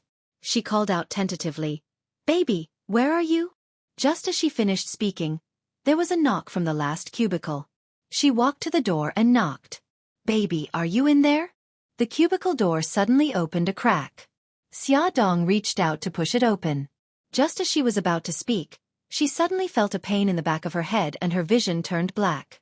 She gritted her teeth and held onto the wall for support. No, it was her child. She couldn't fall. Help! Just as she was about to speak, a large hand covered her mouth tightly from behind. It hugged her body and dragged her into the cubicle behind her. Her head hurt and her consciousness started to blur. She vaguely saw the last cubicle door open with a creak. A woman in a cleaner's uniform walked out from inside. Beside her feet stood the little girl. Xiaodong couldn't hold on any longer. She finally closed her eyes and fell into the arms of the person behind her. The moment Xiaodong chased the little girl to the ladies' washroom, a man wearing black-rimmed glasses also strolled over. His step seemed leisurely, but his speed was extremely fast. He was Xiaodong's personal bodyguard. Lu Xing stood in the corridor of the ladies' washroom and waited quietly. From an outsider's perspective, they would think that he was waiting for his female companion. 2 minutes passed, but Xiaodong still hadn't come out. His eyes under the meteor glasses suddenly flashed, and he rushed into the bathroom. Ah! The one who screamed was the cleaner. You pervert, this is the ladies' room. Lu Xing turned a deaf ear to him and quickly checked every cubicle. Every cubicle was empty. He grabbed the cleaner's collar and his cold eyes were filled with anger. Did you see a woman in a purple evening gown? No, I'm the only one here. The cleaner's face was full of horror as he shrank his neck. You're still lying. She hasn't gone out since she walked into the bathroom. If you've been cleaning here, how could you not have seen her? Lu Xing grabbed her neck. If you don't tell the truth, I'll take your life. The cleaner cried in horror. They warned me not to say it out loud. Who are they? No, I don't know. Lu Xing's eyes narrowed dangerously, and he increased the strength of his hand. The cleaner's face turned purple, and tears flowed out of her eyes. I'll say it. I beg you. Lu Xing slightly relaxed the strength of his hand. The cleaner coughed and said, Just now, 2 men in black suddenly jumped out of the cubicle and kidnapped the lady you were talking about. She pointed to the last 2 cubicles. It's there. Where did they leave from? Lu Xing had been guarding the door. They couldn't have passed through there. No, I don't know. The cleaner covered her face in fear. They pointed a gun at me. I closed my eyes and didn't dare to look. When I opened my eyes, they were gone. Lu Xing's sharp eyes quickly swept across the empty washroom, and finally fell on the nearly 2-meter-high window. The window glass was pushed open. Did they escape from there? He pushed the cleaner away, climbed up the window, and jumped down from the 2-meter-high position. There was a soft lawn below, and there were messy footprints on the lawn.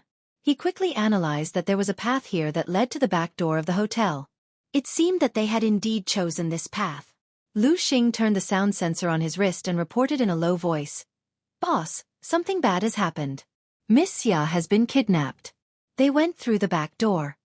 Mika Kito was chatting with a client when she suddenly heard Lu Xing's voice. Her expression changed, and she said, "Sorry" to the client and left quickly. As she walked, she informed Jiang Dao, "Jiang Dao, send people to block all the exits of the hotel. Don't let anyone leave." Just as Lu Xing jumped out of the window, the cleaner picked up the black garbage bag and put it on the trolley. She calmly pushed the trolley into the staff elevator, went down to the basement, and moved the garbage bag out through the staff passageway. She looked back from afar and saw a group of men in black blocking all the exits of the hotel. They were checking the cars and guests entering and leaving one by one. The hotel manager was standing at the door, bowing and apologizing to the guests.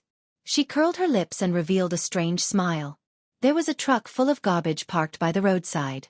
Seeing her coming, a bearded man who looked like a driver jumped out of the truck and helped her carry the black garbage bag. He was about to throw the garbage bag into the truck, but the cleaner quickly stopped him. "White Tiger, be careful. The client said very clearly that we have to protect the child in her belly. F***CK, this is so troublesome.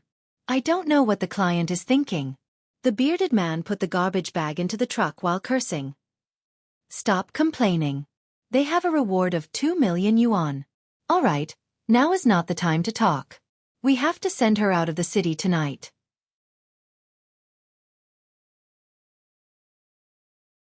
The cleaner nimbly jumped into the truck and took off his hat, revealing his black hair. The bearded man also got into the truck, started the engine, and drove into another street in the blink of an eye. He looked sideways at the woman beside him, chewing gum in his mouth. "Suzaku, you're really something. You can kidnap the hostage under the noses of so many people. No wonder you're one of the top 3 killers in a city." Suzaku said calmly, "White Tiger, we can't be careless. You saw it just now. Mika Kito is not a simple person. He can gather so many men to search the hotel in just a few minutes. To be honest, I'm a little worried about whether we can leave a city smoothly." The bearded man was full of confidence. "Don't worry. Kidnapping and killing are your specialties. Escaping is also my specialty. I've arranged all the checkpoints." Suzaku patted his shoulder in appreciation. "I knew you wouldn't let me down. That's why I've always chosen to partner with you. One killed people, and the other designed escape routes. They cooperated seamlessly and had never failed." The truck passed through many checkpoints smoothly and drove out of the downtown area of a city. Before entering the highway, they changed into a high-performance car. The garbage truck was abandoned on the road. Anyway, it was stolen from the garbage station, so they didn't feel bad about it at all. The car drove on the provincial road at lightning speed. In the back seat, Suzaku opened the black garbage bag and slowly pulled it down, revealing Xiaodong's face. Suzaku touched her nose and shouted at the bearded man in the driver's seat, "White Tiger, you're too cruel. This woman is still unconscious." White Tiger raised his voice. "Isn't that good? If she wakes up, it'll be troublesome on the road." Vermilion Bird shook her head and helped Xiaodong lie down on the seat. First, she took out a pair of rubber gloves and put them on. Then, she rummaged under the seat and pulled out a small metal box. Inside the small metal box was a row of small potion bottles. The potion bottles contained a transparent liquid. She shook the small bottle and used a syringe to suck out all the liquid inside. Then, she raised Xiaodong's arm and injected all the liquid in the syringe into Xiaodong's body. White Tiger saw her actions through the mirror and asked curiously, "What's that?" Suzaku skillfully packed the small metal box. "I don't know. The client asked my godfather to send it over." White Tiger shrugged. "I guess it's not something good." Suzaku interrupted him. "Put away your curiosity. In order to live longer, it's better to know less about this kind of thing." She put the small metal box back to its original place and put on a disguise. She rested her hands behind her head and said lazily, "White Tiger, after this job, I plan to find a small island for a vacation. I'll come back after the news dies down." White Tiger laughed. "That's really like you."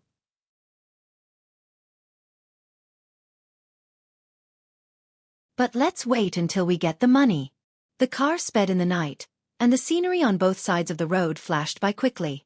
2 hours had passed in City A, but Mikakito and the others still had not found Xiaodong's whereabouts. The surveillance cameras outside the hotel had been tampered with and did not record anything. All the exits, including the staff's private passageways, were searched, but no suspicious person was found. Lu Xing was shocked and realized that he had overlooked something. The whole incident flashed through his mind quickly, starting from when Xiaodong and boss parted ways and walked to the atrium, then back to the ladies' bathroom, and that, Lu Xing rushed to the hotel manager. Get me the information of all the staff in your hotel. Okay. The hotel manager hurriedly ordered the personnel department. Soon, someone turned on the computer and pulled up all the staff's information. Lu Xing moved the mouse and quickly browsed through it. Finally, his gaze fell on the cleaners column. He pointed at a person's photo and said, "Call this person over." Okay. Someone immediately obeyed the order and left. After a few minutes, that person hurriedly ran over. Manager, the cleaner fainted in the changing room. Get her over here. 2 hotel staff helped the unconscious cleaner over. Lu Xing touched her nose and checked her head. His face darkened. It was obvious that she had been knocked out from behind. He took out the medicine to wake her up and applied it to her nose. She quickly woke up and was startled. Who are you? Don't care who I am.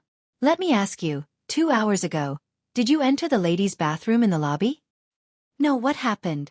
I remember that when I was changing my clothes, my head suddenly hurt, and I don't know anything after that.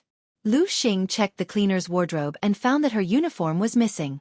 It was obvious that someone had knocked her out, changed her clothes, and disguised as her to kidnap Miss Xia in the bathroom. And the cleaner he saw in the bathroom was someone else in disguise.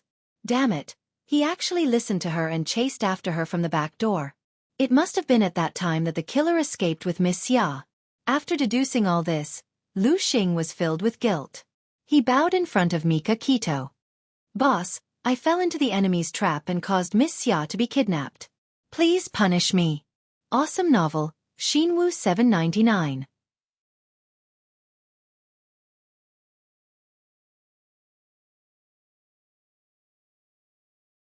Chapter 102. Mikakito swept his gaze across the room. Other than the hotel manager, everyone else had been kicked out. Mikakito did not look at Lu Xing. Instead, he walked up to the manager and said with a cold look in his eyes, "You know the consequences if what happened today gets out." The manager bowed in fear. Yes. I won't say a word." "Very good. Keep your employees' mouths shut. Otherwise, I'll turn this hotel into ruins." Mikakito's expression was cold. The manager nodded fiercely. After Mikakito gave him the signal, he ran away in fear. In the end, only Mikakito and Lu Xing were left in the lobby. Lu Xing was still bowing when Mikakito suddenly grabbed his wrist. With a crack, the bones in his wrist were broken. His left hand hung limply. Lu Xing's expression was normal as he said, "Thank you for showing mercy, boss." Mikakito said coldly, "Inform everyone to search the entire city. Also, make sure that news of Xia's disappearance doesn't leak out." "Yes." Lu Xing bowed respectfully. When Mikakito returned to Xiaodong's apartment, it was already late at night. He thought that the children were already asleep, but he did not expect to see the 2 little rascals huddled on the sofa, watching cartoons and waiting for him. "Uncle Shin." Xiao Guai called out happily. "You're back. Hey, where's Mommy?" Mikakito changed his shoes and walked to the sofa to sit down. He said gently, "Your mommy has something to do at the last minute and has to go on a business trip. She'll be back in a few days." Xiao Guai's face fell in disappointment. "Why didn't Mommy tell us?" "Bad Mommy." Xiao Bao's black eyes stared at Mikakito without blinking. Suddenly, he grinned and stroked his sister's hair. "Xiao Guai, Mommy didn't do it on purpose. Don't blame her. It's getting late. You should sleep. Big brother will take you to your room. Okay?" Okay. Xiao Guai placed her little hand in her brother's and waved at Mikakito. "Good night, Uncle Shin." Mikakito bent down and kissed her cheek. "Good night." After a while, Xiao Bao came out of Xiao Guai's room, jumped onto the sofa, and walked over to Mikakito. Uncle Shin, can you tell me the truth now? Where did Mom go? Mika Kito looked at him seriously. Xiaobao, your mommy did have something to do. She went on a business trip. Like hell I'd believe you. Mom would never disappear for no reason. Even if she went on a business trip at the last minute, she would still call us to tell us where she was. Xiaobao had an expression that said, "Go on, go on." Mika Kito rubbed her eyebrows. The child was too smart. It was troublesome. He patted his young shoulder. Actually, your mommy is in a bit of trouble. She's been kidnapped. What? Xiaobao jumped up in shock and cried out. Who would be so bold? No, that's not the main point. Is Mom in danger? Are there any clues about the kidnappers? Xiaobao, don't worry. We're investigating. Trust me, we'll have news about your mommy soon. I won't let her get hurt. Mika Kito held his shoulder and said seriously. Xiaobao's snow-white teeth bit his lower lip tightly. His little face scrunched up as he tried to calm down. However, he was a 4-year-old child after all. How could he not be worried when the person closest to him was kidnapped? His eyes turned red and tears fell from his eyes as he started to cry. Uncle Shin, do you think Mommy will be in danger? I'm so scared. Mika Kito pulled him into her arms. Her voice was soft but firm. No, I won't let your mommy be in danger. Although she had made this promise in front of the child, after a night, her subordinates still hadn't found any useful information. They couldn't trace Xiaodong's phone signal either. Although Mika Kito appeared calm on the surface, she was actually burning with anxiety. In the study, Mika Kito's face was gloomy. Lu Xing, who did Xia come into contact with last night? Lu Xing's fractured wrist had already been bandaged. He recounted all the people Xiaodong came into contact with last night, as well as the details. Mika Kito heard that before Xiaodong went missing, she was chasing a little girl and bumped into Bailey Han. Mika Kito frowned. That little girl might have been deliberately arranged by the kidnappers to lower Xia's guard and lure her into a trap. Do you still remember what she looked like? Lu Xing nodded and took the pen and paper from Jiang Dao. With just a few strokes, she sketched a portrait of the little girl on the paper. Mika Kito waved her hand. Jiang Dao, pass down the order. Get everyone to search for the little girl's whereabouts. One of her subordinates knocked on the door hurriedly and walked in. Boss, we've questioned all the hotel staff. Witnesses said they saw a cleaner pushing a garbage cart out of the hotel. Mika Kito was shocked. Send someone to check all the garbage trucks in the hotel area. Ask around at the garbage recycling station. The subordinate obeyed and left. Lu Xing hesitated for a moment and said, Boss, maybe we can ask Bailey Han. He was the last person Miss Xia saw before she went missing. At that time, the little girl even grabbed his pants and smiled at him as if she knew him. Before she could finish her sentence, Mika Kito had already flashed past her like lightning and disappeared at the door. Mika Kito's heart pounded wildly. Was it Bailey Han who did it? He was about to marry Su Yunqian. Did he want to get rid of Xiaodong because he found out that she was pregnant? At the door of the conference room of Shanghao Group, Linda anxiously stopped the aggressive Mika Kito. Mr. Beitang, you can't go in. The president is in a meeting. Beitang Shin suddenly exerted force and pushed her away. With a kick of his long leg, the door of the conference room opened with a bang. He stood at the entrance of the conference room like a black-faced thunder god. Everyone present at the meeting turned to look at him. They were stunned, shocked, and confused.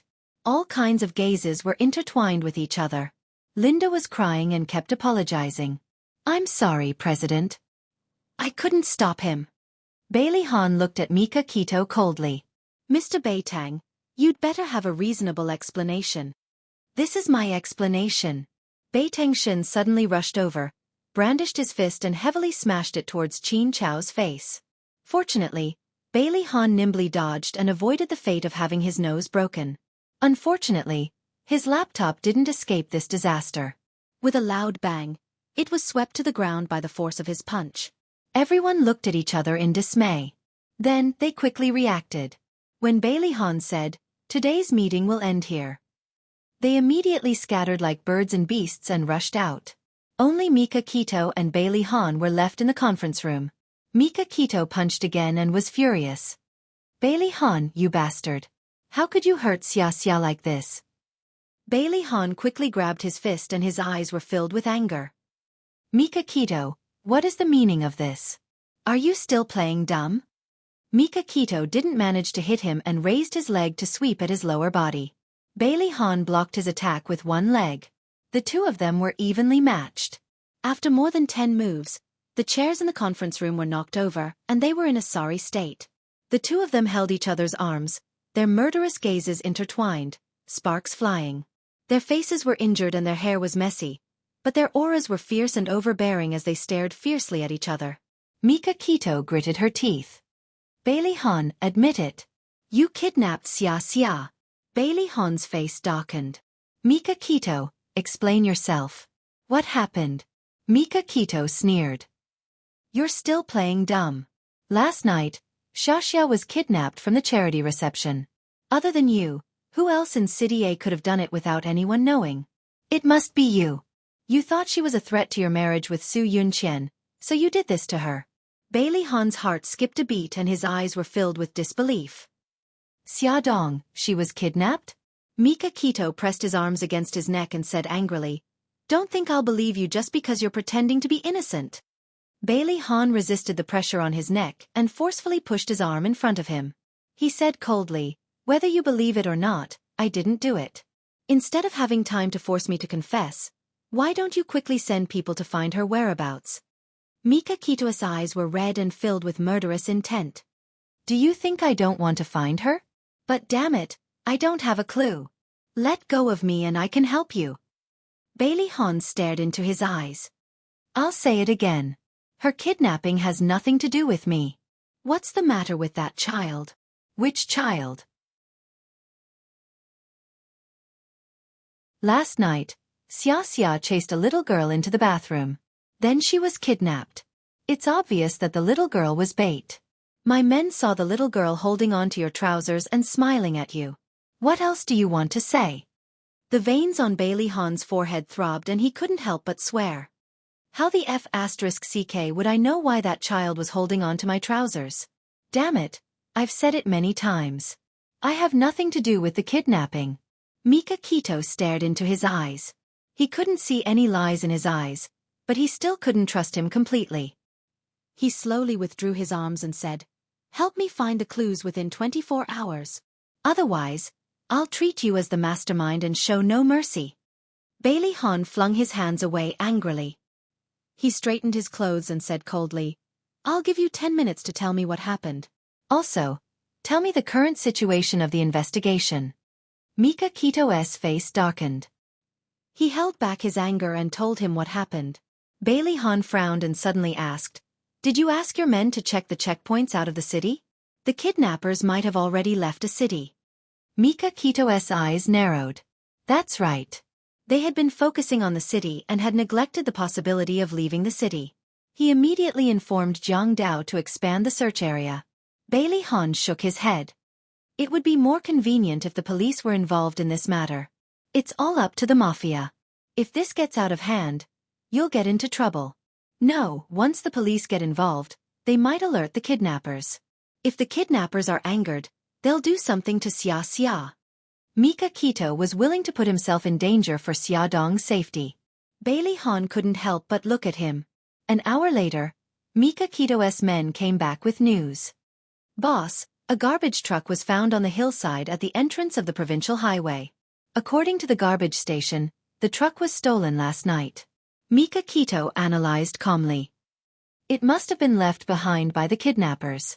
There are 4 entrances to the provincial highway, each leading to 4 different provinces. Send some people to search these provinces. Awesome novel, Xinwu 799.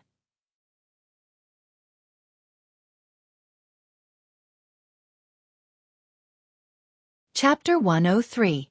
Bailey Han pondered for a moment and said, I have contacts in 2 of the provinces.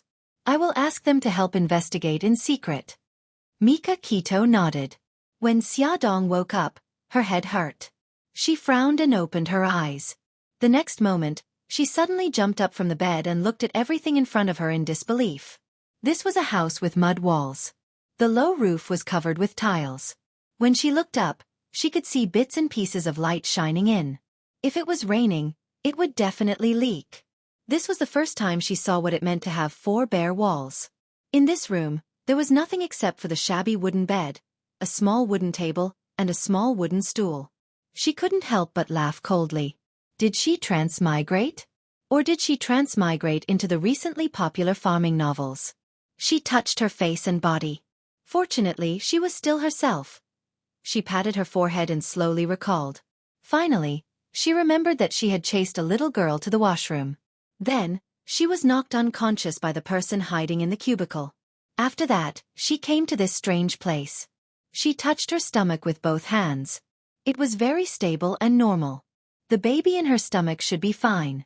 She realized that she was wearing a shabby floral shirt. It looked a little like a fabric from the 80s. Her legs were a little sore, as if she had gone through a long journey. Xiaodong rubbed her legs, then turned over and got out of bed. She walked to the shabby wooden door and pushed it. She wanted to go out, but the wooden door was locked from the outside. After pushing for a long time, she could only hear the clanking of the iron lock. "Is anyone there? Is anyone there?" Xiaodong shouted as she pushed the door open. Soon, she heard hurried footsteps, followed by the sound of the door being unlocked. The door opened, and a man with messy hair and an unshaven beard stood at the door. The man was wearing shabby clothes, and his pants were rolled up to his knees. He was barefoot and his feet were covered in mud. The man looked to be in his 30s. His skin was very dark, and he grinned, revealing a mouthful of yellow teeth. "Wife, you're finally awake. You scared me to death." The man spoke in a dialect, so Xiaodong couldn't understand him at all. She was stunned for a moment before she smiled and said, "Brother, I don't understand what you're saying. Do you speak Mandarin?" The man chuckled even more happily. Slapping his thigh with his large hand, he turned sideways and happily shouted in a certain direction, "Mother, my wife is awake. The slave didn't lie to me. My wife is really from the city." Before Xiaodong could figure out what he was so happy about, an old woman in her 70s or 80s walked over shakily with a walking stick. She squinted her old eyes and sized up Xiaodong from head to toe. She kept nodding her head. "This girl is very pretty. Big breasts and a big butt.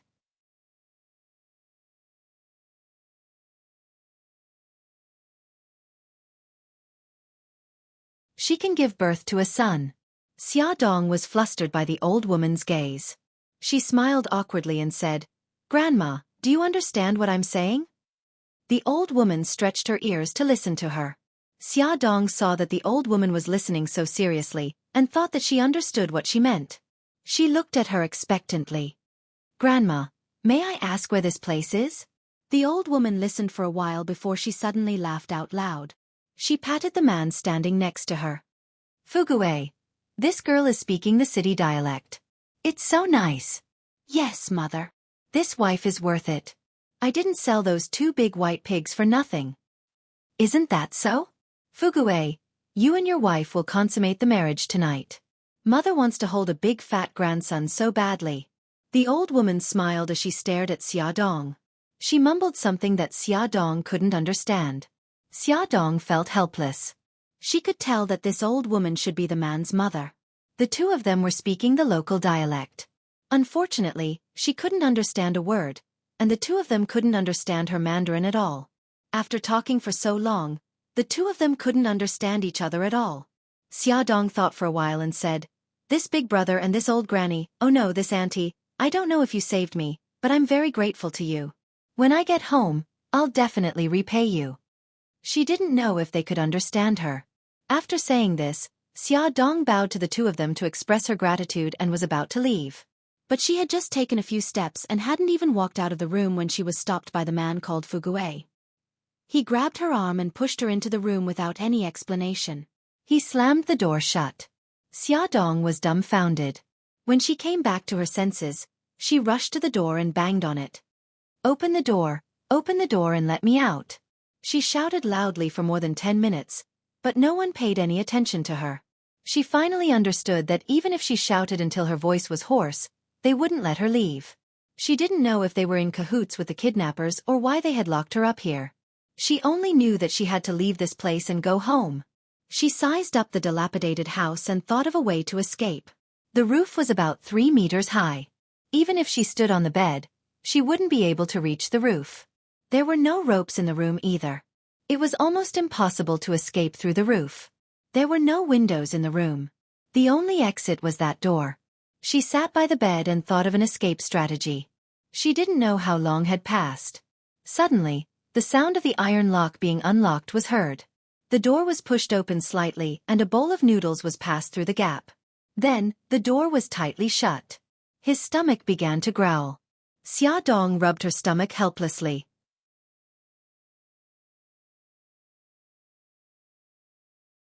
She walked over and picked up the bowl of noodles. There were no side dishes. The noodles were cooked very mushy and stuck together. She lost her appetite just by looking at it. But for the sake of the child in her stomach, she had to eat it. Xiaodong frowned. She finished the noodles in small bites and put the bowl back at the door. After a while, she heard the sound of the iron lock being unlocked. The door was opened slightly again. A hand reached in and took away the bowl and chopsticks. She guessed that there was someone watching her outside the door. After a few minutes, she knocked on the door. Open the door. I want to go to the toilet. Open the door. After calling for a long time, no one paid attention to her. She held her stomach and cried out in pain. Ouch! Open the door. I can't take it anymore. Xiaodong's guess was right. There was someone watching her outside the door. Fu Gui peeked through the gap and said to the old lady who was weeding in the vegetable garden, "Mother, my wife is holding her stomach and screaming so loudly. Will something happen?" The old lady rolled her eyes and shouted, "What can happen? She must want to go to the toilet. Bring the pail of urine in." "Oh, okay." Fu Gui ran to the toilet in a panic and ran back with a wooden pail. He peeked through the gap in the door and saw Xiaodong squatting on the ground, moaning in pain. He opened the door with the key and brought the wooden pail in. "Wife, this pail of urine is for you. If you want to go to the toilet, you can do it in here." Fu Gui put the wooden pail in a corner and walked over to help Xiaodong. She stood up with the help of his arm. Seeing that she was fine, he grinned and scratched his head. "Wife, go to the toilet first. I'm going out." Although she didn't understand what he was saying, she still nodded. Fu Gui was so happy that he laughed twice and turned to go out. Xiaodong's eyes flashed. Now was the time. She quickly raised her right hand and struck at the back of his head. Fu Gui screamed and fainted with a bang. Xiaodong was not in a hurry to escape. She walked to the door and carefully poked her head out to check. She found that it was a simple and crude small courtyard. In front of the house was a vegetable field. The old lady she saw earlier was bending over to weed in the field. Other than Fu Gui, who was lying in the room, there was no one else. She relaxed and ran out of the courtyard when the old lady wasn't paying attention. After leaving the courtyard, she found that she was in a very remote village. There were dilapidated mud walls and tiled houses everywhere. Weeds grew on both sides of the path. She didn't know which direction to go, so she randomly picked a path that looked relatively wide and ran along the path. She covered her stomach and didn't dare to run too fast. When she saw someone passing by, she lowered her head and slowed down, afraid that she would be caught by the kidnappers again.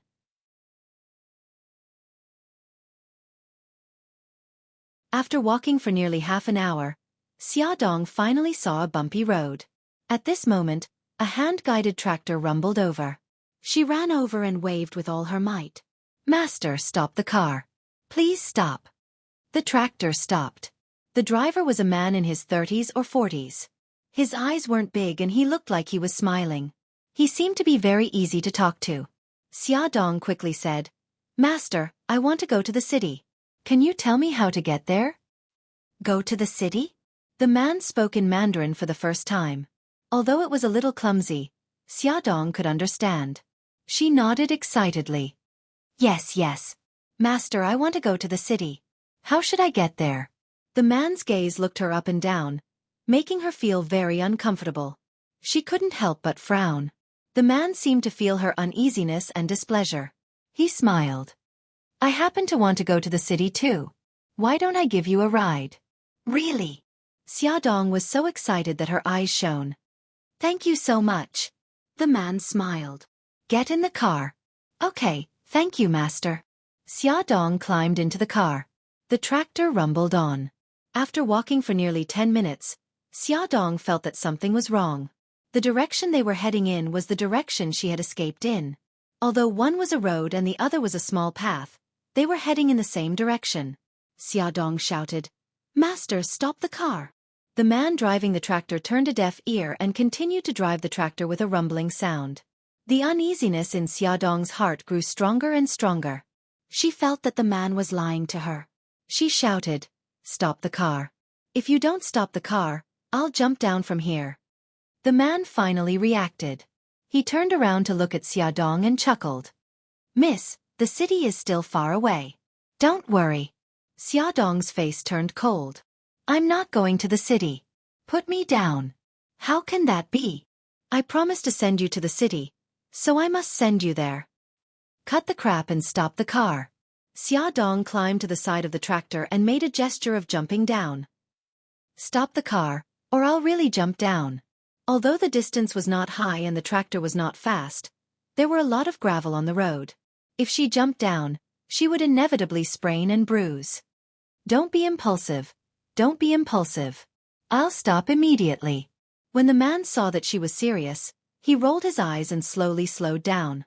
He didn't stop the car until he arrived in front of a farmer's yard. As soon as the car stopped, Xiaodong got out of the car and was about to leave. Powerful novel, Hongcha 866.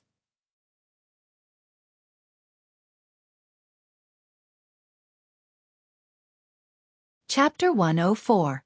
The man jumped down from the tractor and quickly ran up to grab her wrist. He shouted in dialect, "Kong Lauer, come out quickly." The wife that Wang Fugui bought ran away. "Come out quickly and catch her." "Let go of me." Xiaodong grabbed the man's wrist and threw him over her shoulder. Xiaodong held her stomach and started to run. Before she could run 2 steps, she heard the courtyard door open. She turned her head and saw a group of people running out with ropes and sticks. They were chasing after her. She gritted her teeth and increased her speed. If it was any other time, she would definitely be able to shake off this group of people with her speed. However, she was pregnant now and did not dare to run too fast. After running for a few hundred meters, she was surrounded by the group of people. "Why are you running? No matter how fast you run, you can't run out of our village. Let me tell you, you can forget about going out for the rest of your life. Just obediently live with Wang Fugui." The man who drove the tractor followed her and surrounded her. He held his sore cheek and said in broken Mandarin, "What do you mean? Who is Wang Fugui? Why should I live with him?" Xiaodong asked as she quietly looked around. There were a total of 3 men and 2 women surrounding her. They were all holding ropes and sticks in their hands. It seemed that if she resisted, they would hit her head with the sticks. "Wang Fugui, the man who bought you. You are now his wife." Xiaodong's body stiffened. "You mean I was kidnapped? My sister-in-law and I were also abducted by human traffickers. The men here couldn't get a wife, so they finally bought one. They treat their wives well. Don't worry, Wang Fugui is famous in the village for being an honest man. He will definitely treat you well." Xiaodong's mind was buzzing. She did not hear what the woman said. When she came back to her senses, her hands were already tied. The tall woman was still comforting her. "Sister, don't be sad. At first, I couldn't accept it and ran away a few times. My second brother never hit me once and even begged me to live with him. In the end, my heart died and I gave birth to a fat boy for him. Look, we are living well now." Xiaodong shook her head. "No, big sister. Listen to me. I can't stay here. I still have family in a city," and, before she could say the word child, she was interrupted by the woman. "Who doesn't have family? We all have family members who were kidnapped and sold here. But aren't husbands and children family members? When you think it through, Wang Fugui will definitely take you home to see your family." Xiaodong lowered her voice and begged her. "Big sister, I beg you. Save me. I really can't stay here." "Hey, sister, don't blame me for being ruthless. I've been through it too. I understand your pain, but I can't help you. Most of the men in this village are single. It's not easy to buy a wife.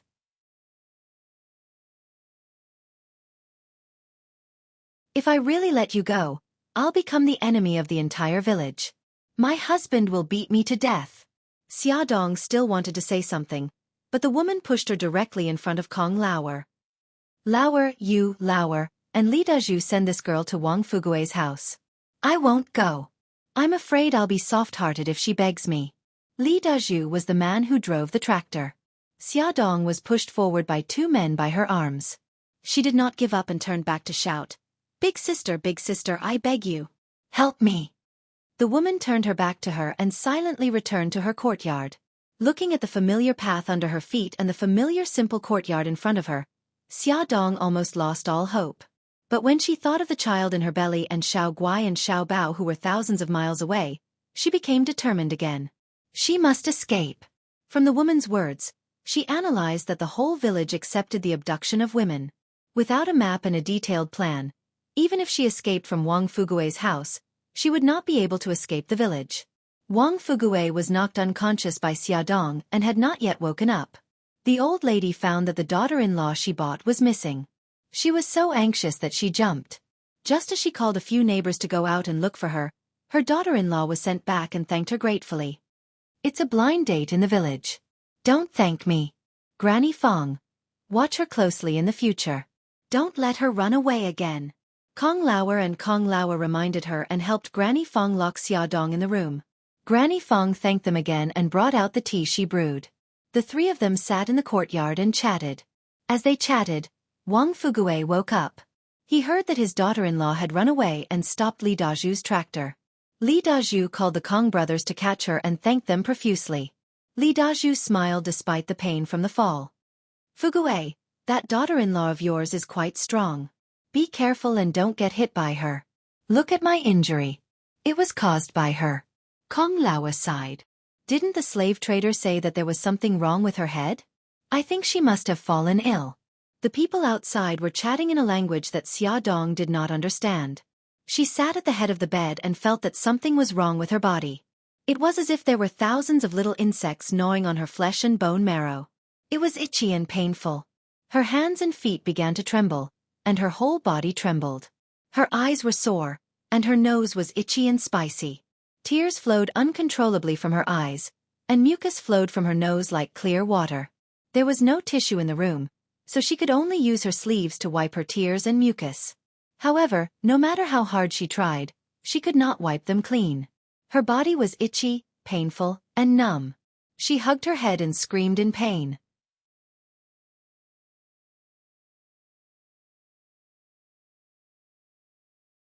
Ah, it's so uncomfortable. She lay on the bed in pain. She wanted to roll around to relieve the pain, but there was still a trace of consciousness in her mind. She could not hurt her child. She absolutely could not. Ah, it hurts. Xiaodong's fingers clenched the bedboard tightly as she endured the bone-chilling pain. Her head began to spin, and her vision began to blur. However, the pain and discomfort in her body became clearer. The pain in her limbs and bones were transmitted to her mind. Painful screams kept coming out of the room. Wang Fugui jumped up from the stool. He wanted to go into the room to take a look, but Granny Fong stopped him. That woman is full of tricks. She must be trying to coax you again. You're not allowed to go. Mother, the slave said that she has a mental illness. What if she has a relapse? Mother, just let me go in and take a look. Kong Lauer said, Granny Fong, Fugui is right. I heard her scream so miserably. Maybe she really has a relapse. Li Dazhu said, Yes, Granny Fong. Ask Fugui to open the door. We will go in together. Even if she plays tricks, we won't be afraid. Granny Fong thought about it and agreed. What if something happened to the daughter-in-law that she had bought with great difficulty? It was better to go in and take a look. The door opened, and the five of them went in together. Some of them were holding sticks, while others were holding ropes. Xiaodong, who was lying on the bed, was in so much pain that she was sweating profusely. Her whole body was trembling, and her hands and feet were beginning to spasm and twitch. Li Dazhu slapped his thigh. Oh no, Fugui. It seems that your wife is really sick. Hurry up and find the thing that the slave gave you. Okay. Wang Fuguwei was an honest man. When he heard this, he ran out in a hurry. After a while, he came back with a small metal box. Hurry up, take the thing out.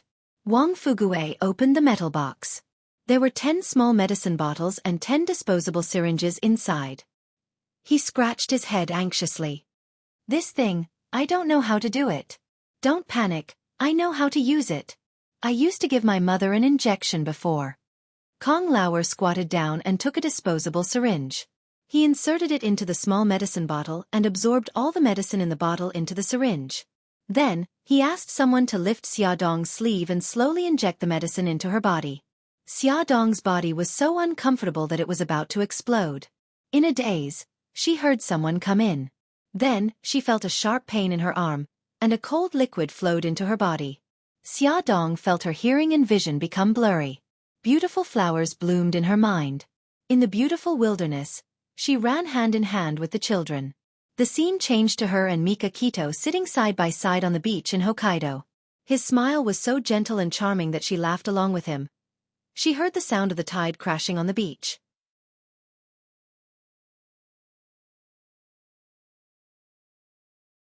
After some time, the person sitting beside her turned into Bailey Han. Bailey Han looked at her coldly. He called her a liar. She felt terrible, so she squatted on the ground and sobbed. Suddenly, a pair of strong arms wrapped around her body. A gentle voice called her name, Xia Xia, Xia Xia. Wang Fuguwei and the others gathered around the bed. They saw that Xiaodong's face was abnormally red. She closed her eyes and laughed one moment and cried the next. Wang Fuguwei said worriedly, "Why do I feel that she's even crazier after giving her the injection?" Li Dazhu patted him on the shoulder. Ran Yako said that this is the only medicine that can cure her madness. Don't worry. Let's wait a little longer. After waiting for more than 10 minutes, Xiaodong finally calmed down. She didn't cry or laugh and fell into a deep sleep. Okay, everything's fine now. Wang Fuguwei heaved a sigh of relief and thanked the three of them. 3 p.m. In the study. Mika Kito sat on the sofa. His handsome face was as cold as 1,000-year-old ice. He exuded a powerful aura that made the people around him shiver. Bailey Han, who was sitting opposite him, didn't look any better. He looked like the black face god, full of murderous intent.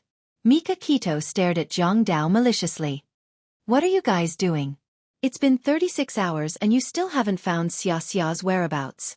Zhang Dao bowed deeply. I'm sorry for my incompetence. Please punish me, boss. We'll talk about the punishment later. The most important thing now is to find Xia Xia. Mika Kito pursed his thin lips and his eyes emitted a terrifying light. We have to find her at all costs. Our brothers have split into 2 groups and are scattered in the 2 provinces. They've obtained the road surveillance cameras along the way and are analyzing and tracking the suspicious vehicles. At this moment, Bailey Han received a call. After ending the call, he said with a sullen face, "Good news. The Transportation Bureau of the 2 provinces I'm in charge of, one of them, Province S, has sent news. From 9 p.m. the day before yesterday to 5 a.m. yesterday, a total of more than 500 cars with City A license plates entered their province. They used the elimination method and finally locked onto these 2 cars as suspects. Attention, Songshu 566. You're tuning in to the Xiaofan's Wuxia Tales YouTube channel. Don't forget to subscribe and join us on this journey to catch the most captivating stories.